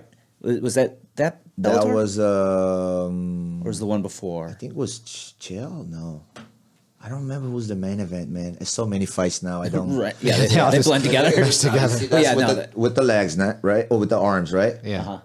This was a fight before. Holy shit! Look at the angle. Right. Wow. This is Daniel Strauss. Daniel Strauss, two times champion. The Emmanuel finished with the triangle with the legs, and San Cecilia. But you see the constriction. You look at those triangles. If you look at that triangle with the legs, it's the same way that Verdun finished Fedor. You see the legs, like the constriction, the knee. So that's great technique. Yeah, there. man. You know. I mean, you look at that picture; it's a still, right? But you look at his position, All the individual all the components. individual, where his feet are. He's not. Yes. His feet. Thank you. I are call there. this the shark fins. Is that what you call Yeah, it? I saw people do triangle with the leg wobble like that. Maneko goes, no ballerina toes. He learned that from me. I always call that no ballerina. No ballerina. Shark fins. Yeah. Before I didn't have the shark fins things going on. Actually, my city, Recife, is well known by shark attacks. So he called me the Recife shark. Recife in translation, it'll be reef, right? The rocks underneath the water. Okay. So it's like the reef shark. So he called me that, like, dude, you attack like a shark. You know, it's a cool thing. I really embrace that. Look at my tattoo right here with the shark. Nice. It's my name, Wanderley. But I really embrace that. And then that's what I try to make sure guys, like, man, you do one way, you do other way. You like more chokes with your arms. The other one likes more with the legs, arm bars, whatever, guillotine. Some people like guillotine with the deep arm. Some people like with the hand. I just started figured it out, like how to answer questions about why you do this and why you doing that way. When you do this and when you do that way. Right. Like a lot of people don't know. We train jiu-jitsu. People say I do jiu-jitsu, but jiu-jitsu is it's like you gotta be like you be in school. You gotta learn jiu-jitsu, study jiu-jitsu. Otherwise, you don't understand the technique. You're doing the technique, but you don't know why. Like I put you on an arm bar, you stack me hard, and I know I can still finish the arm bar, but I let my ego beat me. You stir, and then you open my triangle and my arm bar, and you pass my guard, and I'm damn. When I know the point that I can't finish no more, I throw my leg back and I bring my guard back. Right. And I'm like, damn, now I can breathe. This is in jiu-jitsu. In MMA, I would do that too, but you got to expect punches come off. Right. So you got to do something else. But it is like, when did I do? Coach, I know how to shrimp. Yeah, everybody know when it's in the line. Shrimp crawl. Right. Hip scape, we call that in Brazil. It's like, hip scape, But people brought the shrimp. We got a shrimp, and becoming very popular. I use that term too. But you in a side control and you try to push and lift this guy, bench this guy, but you never shrimp. Right. And I'm like, dude, it's shrimp. Like, how you mean? What do you mean, coach? Like, this is the time to shrimp to create a space. And you try to regard. Even the bottom leg doesn't go through, you throw the top leg. And they're like, oh, I didn't know. But that's why you're here. Right, exactly. But That's why you don't skip the warm-ups. That's right. Skip the warm-ups. I let the black belt skip for warm-ups. I think it's a thing you earn The when right you're to a black skip belt. But you know warm-up. what? Most of my black belts still do it. I just say, dude, I know when you get tired, sometimes you come from other session or work. I don't care. You got to be black belt. I call the black belt priorities. So you can, hey, coach, I'm skipping warm-up today. Cool. But you the brown belt, I say, nah. Yeah. Anthony used to be like it. I said, hey, man, go shrimp. And they're like, oh, I'm just a little tired. I said, this is going to help you for that fight time. Right. Because when you need a shrimp in a fight time, you'll be able to shrimp in that. Yeah. I don't care what you say, like, oh, I can do this in the fight, but I won't do it. Oh, I can do this here, but I won't do it in the fight. You do the same because it's your natural what you know. emotions, you know what I mean? Like you react how you do every day. That's why you got to train the way not with intensity, but the way you fight, like with techniques that you're going to plan to do in a fight, you know what I mean? Like you have to try that and rolling. I never hit the triangle. I did 4 rounds today with my training partners, but I didn't finish nobody. So how can you expect finish somebody but my training partner is pretty tough.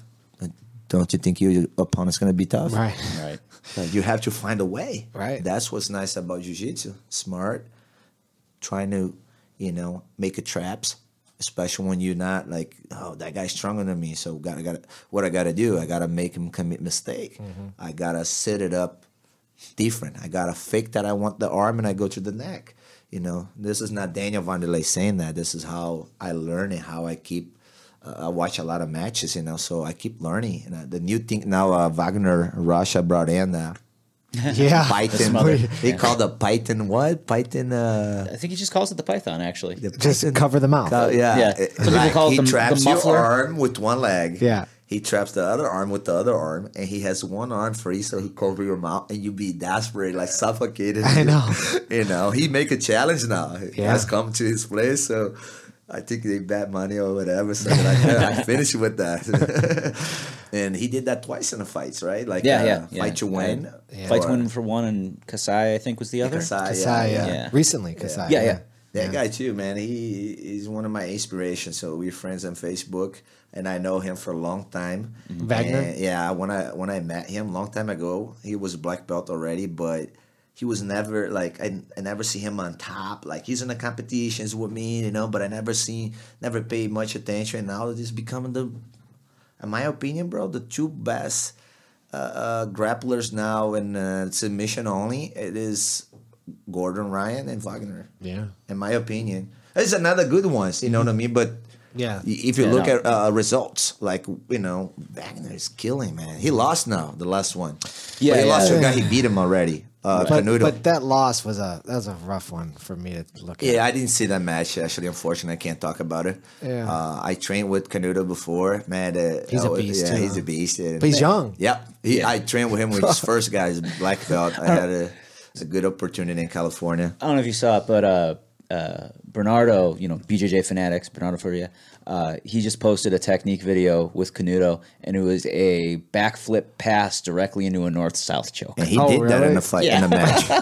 He did that. He backflipped and passed this guy's guard. Go over the guy's guard. Wow, unbelievable. When I was younger, I would do that backflip to go over guys' guards, but I always just landed, like try to land like north-south or side control, basically. Like I never ever tried to like you see grab Sergio a guy's Pettis. head and do Probably it. you see Sergio Pettis tried that in practice. He likes that. I'll send you the link. You can send it to you can show it to Serge. Yeah. I like to motivate my guys, send the videos and stuff. We always like when you get a fight, so I'm like, oh look, this guy can motivate you in that jiu-jitsu style. So, you know, he looks like your opponent. Sometimes I really do that. I learned that from Duke. Duke actually, man, he has so much knowledge. And he will remember fights from old days, like a Muay Thai fights or boxing matches or anything he will find and send it to you. And you're like, oh my God, man, he's a, how do you say that? Encyclopedia, you know what I mean? Like, encyclopedia. Yeah. He's like, he knows so much about the fight game that he's been around a long time. Man. I mean, I assume he probably approaches it like you do too, where he's got to constantly learn and study, you know, his aspect of the art as well. Yep. Oh, yeah. You know, that's like he put the kimono. He was excited that he was, you know, supposed to get back on the mat to do jiu-jitsu last week. And unfortunately, something happened. He couldn't make it happen. But he was telling me, like, man, right when I want to get back, you know, and start working on. A lot of people don't know, but Duke compete in the jiu-jitsu tournaments before. Oh, yeah? You know, yeah, he got like, I believe 2 or 3 gold medals. Nice. No, I didn't know that at all. That's cool. so funny that when he mentioned that. You know, if he's a purple belt and a jiu-jitsu champion, we should probably get him on the podcast. Yes. Yeah, the Arnold's tournament. He did the Arnold's, yeah, really? So back in the day, say when they call him Duke Roofs, match, whatever, 3, 4, so everybody walk through to watch Duke Roofs compete in jiu-jitsu. Like, man, I'm just white belt, and everybody, you know, try to watch me here, and he did pretty good. He actually told me he fought some Carson Gracie guys, was the toughest match, and he like, man, that's what he respects, and he respects everybody. We, you know, good friends with a lot of Gracies, but he really likes Carson style a lot, which is not too different, just like. Carson brought more aggressive, I believe. Like Hickson was aggressive, but this was way later.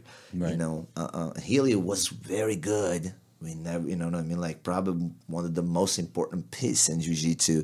You know what I mean? Of course, but you can't forget about what Carson did when Healy was already a little older and he lost a fight to one of his students who challenged him, Alder Marcentano. And then Carson, as age, I believe, was 17-year-old. He has to fight. He has to fight him just to save the honor of the Gracie family because there was no man's around. It was just women at that time. He was that's what they call him, the big boy. Right. The garotão, the big boy. You know, he was young and he fought Valdemar. He fought him again. I think he fought him 5, 6 times. He won 4 and 2 was draw. Wow. So a lot of people don't know the history behind that. And he saved the family. Like otherwise would be down for a little while until the kids grow and they start fighting, you know, and Carson took over. So I know that's not defending any size, you know, I respect, like I said, I love Royce Gracie. I think he did the great and beating, everybody in UFC 25 years ago. And, it could be any other Gracie too, but they just choose him, which didn't have much fighting experience at that time. Royce just came from nowhere, skinny dude, healthy, but and showed the art of jiu-jitsu. If it was Rickson, maybe Rickson could do, I don't know, maybe even better.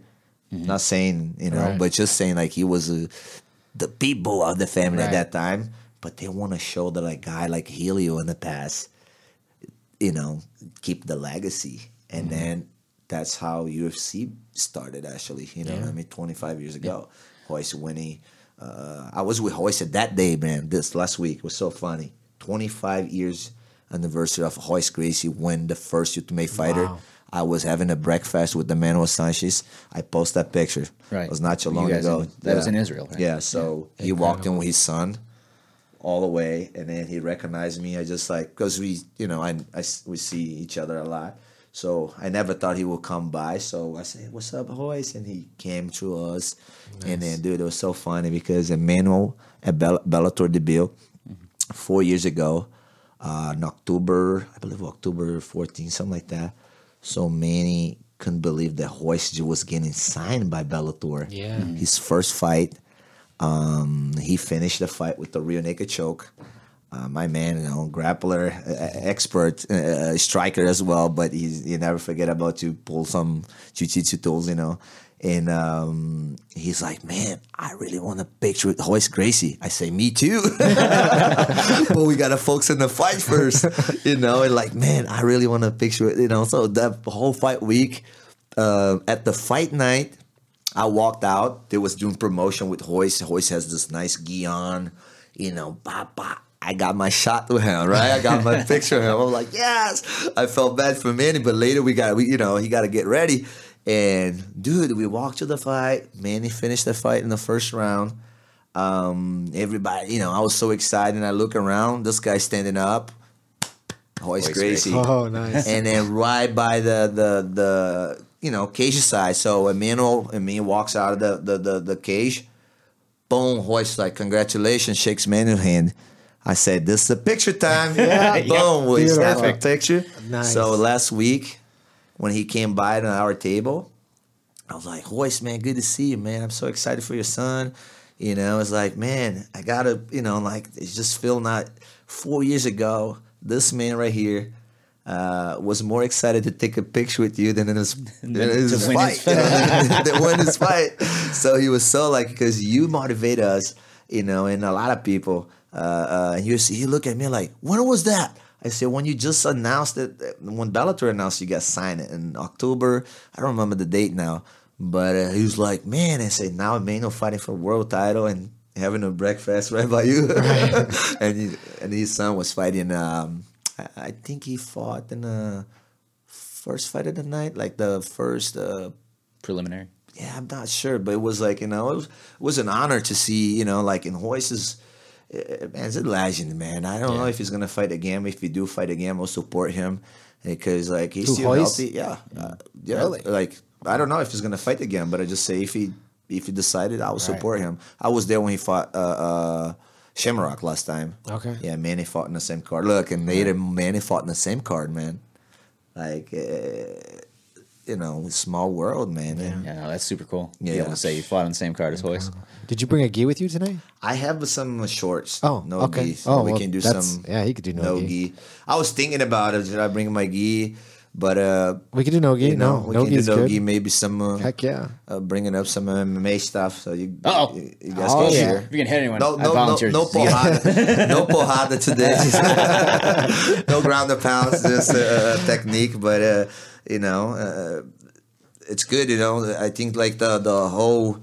Jiu-jitsu brought to MMA, and now how so big in jiu-jitsu sport now, and getting so much bigger, going all over the world. We see some tournaments, the 4 or 5 tournaments in one weekend. Yeah. That. That's why I can't fight no more MMA. I would like to. I love the game. What about a fight to win? Would you do that? Yeah, I signed up for a couple. I just signed up for the Denver one, and they didn't get back to me. I don't know why. Probably, Full. I didn't even expect I said, let's see if they interest to get me there. I didn't like, hey, pay for my flight or something like that, because I know they do for some of the athletes. Sure, you know what I mean? I would like to fight here in Chicago. Yeah, that'd be that great. was would be a great opportunity for me. He actually called me once, I think it was the last minute, something like that, to fight and to fill up the card. Yeah. But I had a fight. I couldn't be there, you know what I mean? So I have to travel with some fighters, and I couldn't make it. But and I got invited another day too for another event, so I'm busy. If it, the event was in the same day at the Jiu-Jitsu Masters Worlds. My dream is become the world champion. You know, I hit the bar a few times. I have 3 silvers on the Nogi Worlds and 1 bronze. I never done the gi. That was the first time. Every time the gi world's coming up, I have something's going on. I can't make it. And many other titles, but I really want to win that one, so I couldn't make Master Worlds was going to give me the title that I dreaming about it, you know, to be a world champion or a super fight. Right. You know, and they offered me when I already have tickets, everything. I'm like, dude, I would do another one. Just want to make sure I have a fair match. Like, I'm not going to fight any 20-year-old kid, you know what I mean? I would do it. It's just like I just don't want to fight for fight. I want to fight that I think that's the fight that that I deserve. You know, it's not like people try to grow on me, you know what I mean, or something like that. Like I got a guy, I think he want to fight me. Unfortunately, my friend on Facebook, I never thought that, but 2 of the promoters told me that he want to, you know, he was throwing my name on the table. It's a guy that like he was telling them that he wanted to fight from you, here, you know what I mean? Like, he threw a few names, you know, I believe it, but people was tagging me on the shit, you know what I mean? And then at one point I was like, everybody on the post who tried to fight him, he didn't like any comments, and then when somebody tagged my name, so he went and liked my name. So, and I saw that, so I kind of brought up, say, hey man, if you want to make personal, I fight you no matter what, but I got a message first to fight him. Was the same weekend at the Worlds. And this guy, I believe he's 20 something, man. He's a young guy. He just got his black belt not too long ago. Dude, even this year, I compete more than he compete. Yeah. And he tried to, why you put my name out there? And you see my shit on Facebook all the time. And you know what I mean? Like, he went to my seminar. He paid for my seminar not too long ago. You know, I'm like, damn. Do you want to call his name out or no? I mean, I know who it is. Oh, you know who it is? Probably saw my post. We'll talk off the air. You tell me afterwards. I just don't understand. Like, I bring when I tag him, I say, hey, if you want to make personal, I fight you. Yeah. Like, I fight you, no problem. So we fight. But he, like, you know, his answer was totally like, because the last tournament I just told you guys, I thought I won my middleweight division, and I didn't. And I thought I got screwed by a referee, so that's my opinion. I brought up on Facebook, I posted the match. Right. Everybody looked at the match, like, was close, but dude, the only real motions in the fight was from me, like the try to sweep more. I don't know, referee can, you know, or I can be wrong too, but he's like, I said, if you want to fight me, personal, so just, you know, we do it. Like, just set it up. And he's like, heavyweight. I'm middleweight. Oh, he's like 20. How old is that guy? 20s. Yeah, 20s, dude. Early 20s. Oh, like, you know what I mean? Yeah. Oh, okay. And he's like, oh, you making that personal. I just want to fight. And you always make excuses when you lost. No, dude, I fought 14 tournaments this year. The first 5, I took second place, 5 in a row. Second, I never complained. You know why? Because I lost. Right. And I won 6 in a row. And then I was happy. And then I lost that one. Actually, at the Worlds, I got screwed too. At the Master Worlds on my second match. You know what I mean? And then 2 in a row like that. I thought was bad calls. You know, and then dude, it's normal. You know what I mean? You have good day, you post. You have something bad, you put your opinion. So that's who I am in my social media. But never ever taking the credit from the guys who won. I just say I thought the referee commit mistake, but he said like, yeah, you complain about to lose. I say, cool. But if you really want to fight me, make him personal. So he said something I don't even remember. They blocked me right after because they say, all right, bro, just. You know where I'm at. You know, if you really want to fight me, you can fight me. very quick, and I also just get in my range, so you see what happened. Right. Isn't that interesting? Like I always compare these things because you've got professional jiu-jitsu fighters, like professional guys who've been in the game for a long time, right? And you have people who are just up and comers or who are not on that level yet, but they can call out professional jiu-jitsu fighters and then be like, okay, just come over and no, roll. he's a good athlete. I know, but I'm just saying, like, there's no other like professional. You're saying that like there's no other professional. I always say this because it still fascinates me. Like I can roll with you. Mm-hmm. I'm nowhere near your level, but I can roll with you, and he'll be like, "Yeah, let's roll." No, I roll, but I can't go play, basketball with MJ. With MJ. He'll never. I won't be like, "Hey, MJ, let's play one-on-one." He'll be like, "That's why respond. I think he's trying to." He probably see me working hard and doing well with not just like my jiu-jitsu career this year, just back, and start doing good again. Not better than nobody, man. I'm just another man on a mission, trying to get better.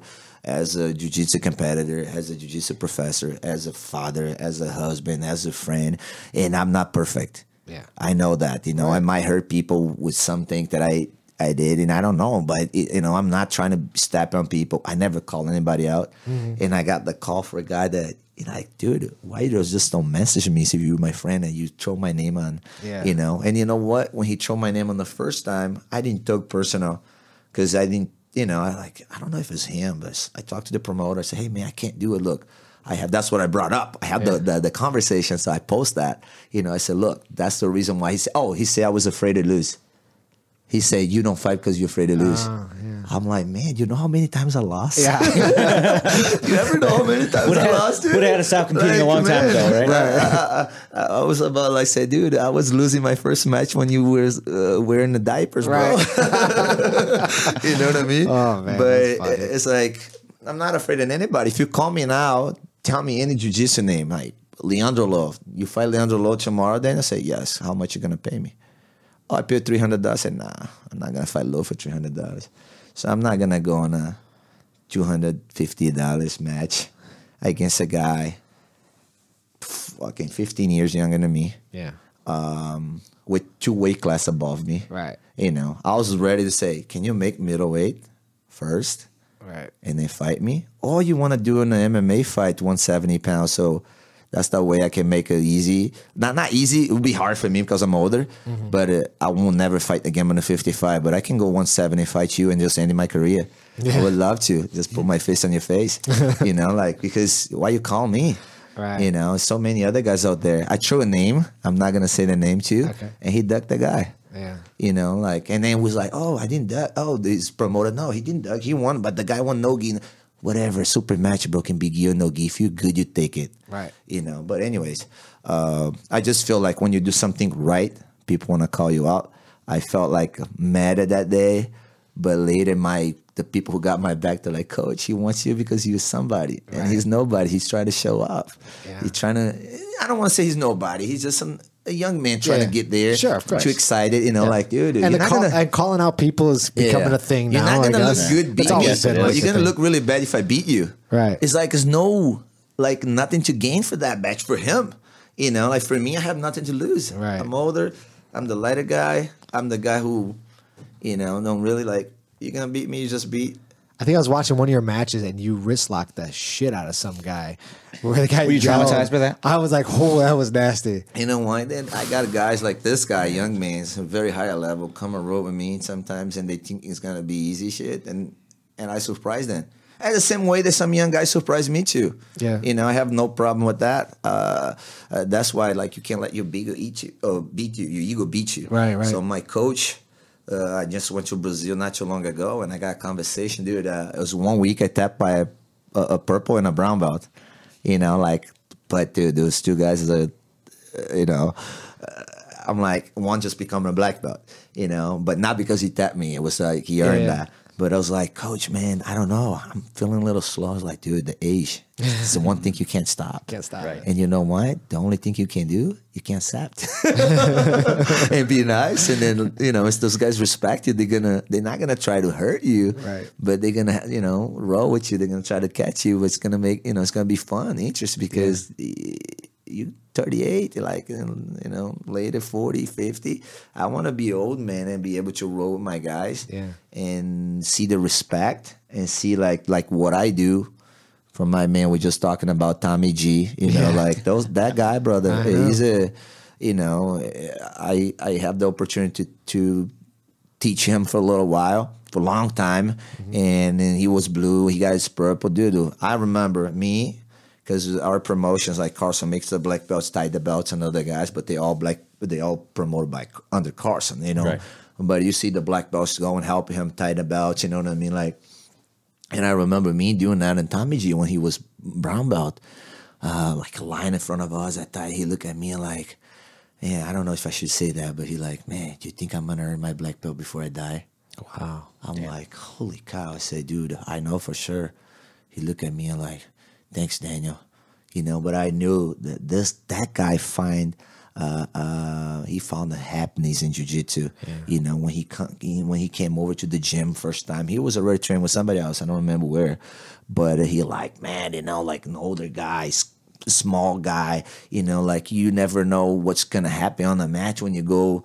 In the like Carson Gracie Academy or any other gym in Chicago, all the gyms has amazing fighters. I can't even say like who's the best guy now in Chicago. It's always someone surprise someone and beat someone, and you're like, dude, you can't. Or in Wisconsin or in the Midwest, it's like it's hard to say because it's inconsistent. Sometimes you see you beat me, and next day I beat you, and you're like, damn, we gotta go for a third match. And that rubber match in. This year I fought.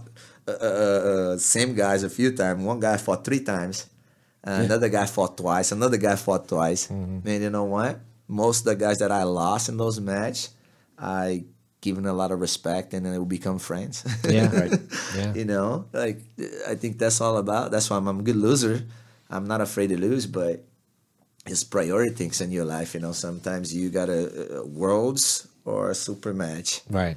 I like the IBJJF a lot. If they let me down a couple of times this year, but I could turn my back and say I won't support IBJJF. What I do? I support even more because I want to be the best in jiu-jitsu sport. I want to be a world champion, and the title that really, really people recognize is the IBJJF. Right. Gordon Ryan's an IBJJF world's Nogi now. Yeah.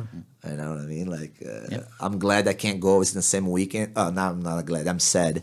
But I'm glad my son's going to be there. 16-year-old, going by himself. I have a friend of mine who's going to check him in the hotel. He's very mature. He's a very good kid. He loves to compete. He do, what I mean? Many times he compete by himself. So I have to coach at that weekend at UFC Milwaukee. So I won't be able to go with my boy, I saw my boy becoming a world champion, the kids division. That's gray, yellow, and orange. And now he's fighting the blue belt. He did a lot of tournaments this year too, and most of the big tournaments, and he's doing well. So, but it's like see, even that priorities. So, what's the priorities of my work? If I don't work, I won't put the foot on the table. Right. So I'm not gonna let my priority, Right. Like, so dream to be a world champion. It won't happen this year. It will happen next year. That's what I can say. Just like it's not a big deal for me. One other year. So right. I want to keep going. If I stop, I'm quitting. But I'm not. You want to fight me? Master 2 division, middleweight. The tournament, you see my name there. Join me. Right, exactly. Because I fought so many good dudes. I never won the worlds, right? But I beat 2 world champions in my life. Wow. Right. That means I can be a world champ. I can become a world champ one day. It's just I wasn't in the right. I have titles that a lot of people don't have. I won a 2016 Brazilian National Nogi open class division. I got 3rd place in my division. I was so upset, and a good friend of mine, man, that's awesome. Rio de Janeiro. I went to the motherland of jiu-jitsu, Rio de Janeiro, to compete in a Tijuca Tennis Club. It was a dream come true. When I used to live in Recife, I didn't have money to go in Rio. I come from all the way to Milwaukee, Chicago, to Rio de Janeiro. And my friends say, dude, 3rd place is awesome. Let's go to the beach. Let's have a beer. I said, no, I'm going to go in an open class. Man, my first match was the heavyweight champion. Jeez. I was like, damn, I should, I should have gone to the beach. I think I'm going to change my mind. But you know what? That was my best match ever. Wow. I never fly armbar anybody in my life in At that time was 15 years of jiu-jitsu. I did that day. Get out. Against the heavyweight champ. I couldn't finish the armbar, so I fly armbar him. So he stacked me. I switched to a triangle, and I finished with the triangle. Wow. So I was like, damn, I think I'm going to do well. And then I got the third place, actually. The guy, same heavyweight. That day I was middle heavy. So I beat that guy by guillotine, and I fought the second place ultra heavy who made the finals with me, and I beat him. So I become that 2016 Brazilian national Nogi champion. Nice. Which, like, dude, for me, I think it's harder to win a Brazilian national than to win the world sometimes. Yeah. Because there's so many Brazilians that they don't have money to travel, bro. Yeah. Like hunters, like Yeah. killers. Yeah, like, we've discussed that pretty extensively in the past. That like it's unfortunate for a lot of people can't get the visas, don't Right, get the yeah, money. yeah. Having Yep. it here in the U.S. is And you know is what happened? problematic in that the way. guys who can't do this, they move up here because they see the America. I'm actually very proud. I'm glad that God opened the doors for me and makes my connection here. Because my mom came first, because Carson was here, and I was able to stay here. I'm, raising my kids here now. I really like the what we doing here. The opportunity. The kind of the freedom. That you have here in America. Even being an immigrant. And you have to go through a lot of I would say a lot of problems. Because sometimes people makes you feel very welcome, and sometimes people just don't make you feel welcome here. But I went through ups and downs, and I finally I like Brazil. I love Brazil. I miss Brazil a lot, but I just don't see my life going back and then start over there because I have the mentality already from Americans. My son, the Brazilian son, he actually think he's more American than Brazilian, so he moved up here as Asian 9, so he speak more English than Portuguese. He speak Portuguese perfect, but if you go on a grammatical with him in Portuguese, you'll be lost. He's Right. He was in Brazil another day, say, I miss home, I miss my country, and my mom say, "You Brazilian?" oh no, I miss America. That's not your country, man. It's just like I say, I'm blessed. I feel blessed. I have the opportunity. I didn't go too far in my MMA career. My jiu-jitsu journey just started, I believe it. As a coach, as a competitor, because the IBJJF gives the opportunity to the older guys, and I like that. I see a lot of guys going adult division, still older. But I just want to try. I like to try, but if I have to put time for something, I want to do something that I really can commit. And I don't think anybody besides Cobrinha can go there as an age of 40 and do what he did this year. He won all the biggest tournaments, Right, European, Brazilian national. I think it was 5 gold medals, the most important ones. Yeah. European, Pan Ams, Worlds. I think was, what else? It was 5 or 4 tournaments that Cobrinha did this year. Is it the Brasileiro? I don't know. Yeah, I saw a picture. He's all the most important tournaments. He's a beast. But this is one guy, man, that can do this. Cobrinha. Yeah. He's very healthy. He's really into strength and condition, train. I don't think he's on any steroids and stuff like that, because that's the way I met him years and years ago. And a lot of people don't know, but Jose Aldo beat Cobrinha in the brown belt division for world championship. Oh, really? Yeah. Oh, wow. Yeah, I actually saw that posted not too long ago. I can't I remember show where, my students but yeah. a lot, because I said, dude, Aldo never showed jiu-jitsu in a fight, but he's a good jiu-jitsu guy. Wow. All right, well, let's go do some jiu-jitsu. Yeah, for sure. Getting itching for it there. I wanted to see some jiu-jitsu. Yeah. If you allow me to finish very quick, Sure, go ahead. I want to thank you guys for the opportunity to be here. I have a lot of stories that I could go way more, but we got.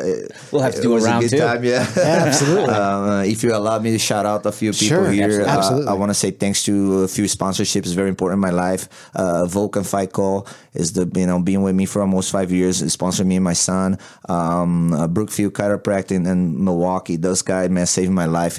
almost been 4 years together. That he got me back in the competition. I didn't go in a part that I have really bad injury in my body, and this guy allowed me to get back. Cryo feet, Tortuga soap. You know what I mean? So you got to protect yourself. Free green worms. That's right. And what else, man? Roufusport, everybody from Carson, Gracie team. I just like to thank everybody because I'm a thankful person, you know what I mean? So I'm very blessed to have the opportunity to do what I love to do and share that with you guys. Absolutely, man. Well, I appreciate you coming on.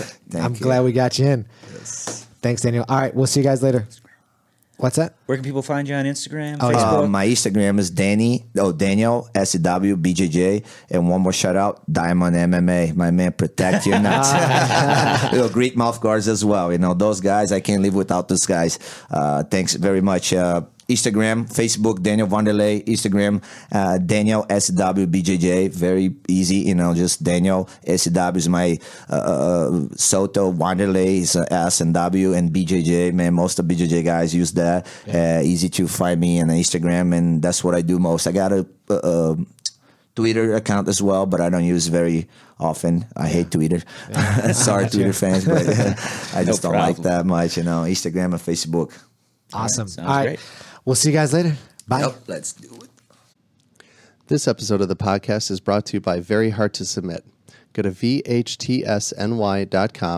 and check out their kimonos, compression gear, and apparel. This is a brand we are excited to be supported by. Their gear is high quality with a clean design. Go to vhtsny.com and see for yourself. Hey everybody, thanks for tuning in. For more information about Grappler Union Podcast, you could visit us at our website at grapplerunion.com. You can follow us on Instagram at Grappler Union. Please like us on Facebook. Be sure to subscribe on iTunes. And all of our episodes are available on our YouTube channel. Say what? Be sure to subscribe. Yeah, subscribe to all that shit. You got to do another take, right? Oh.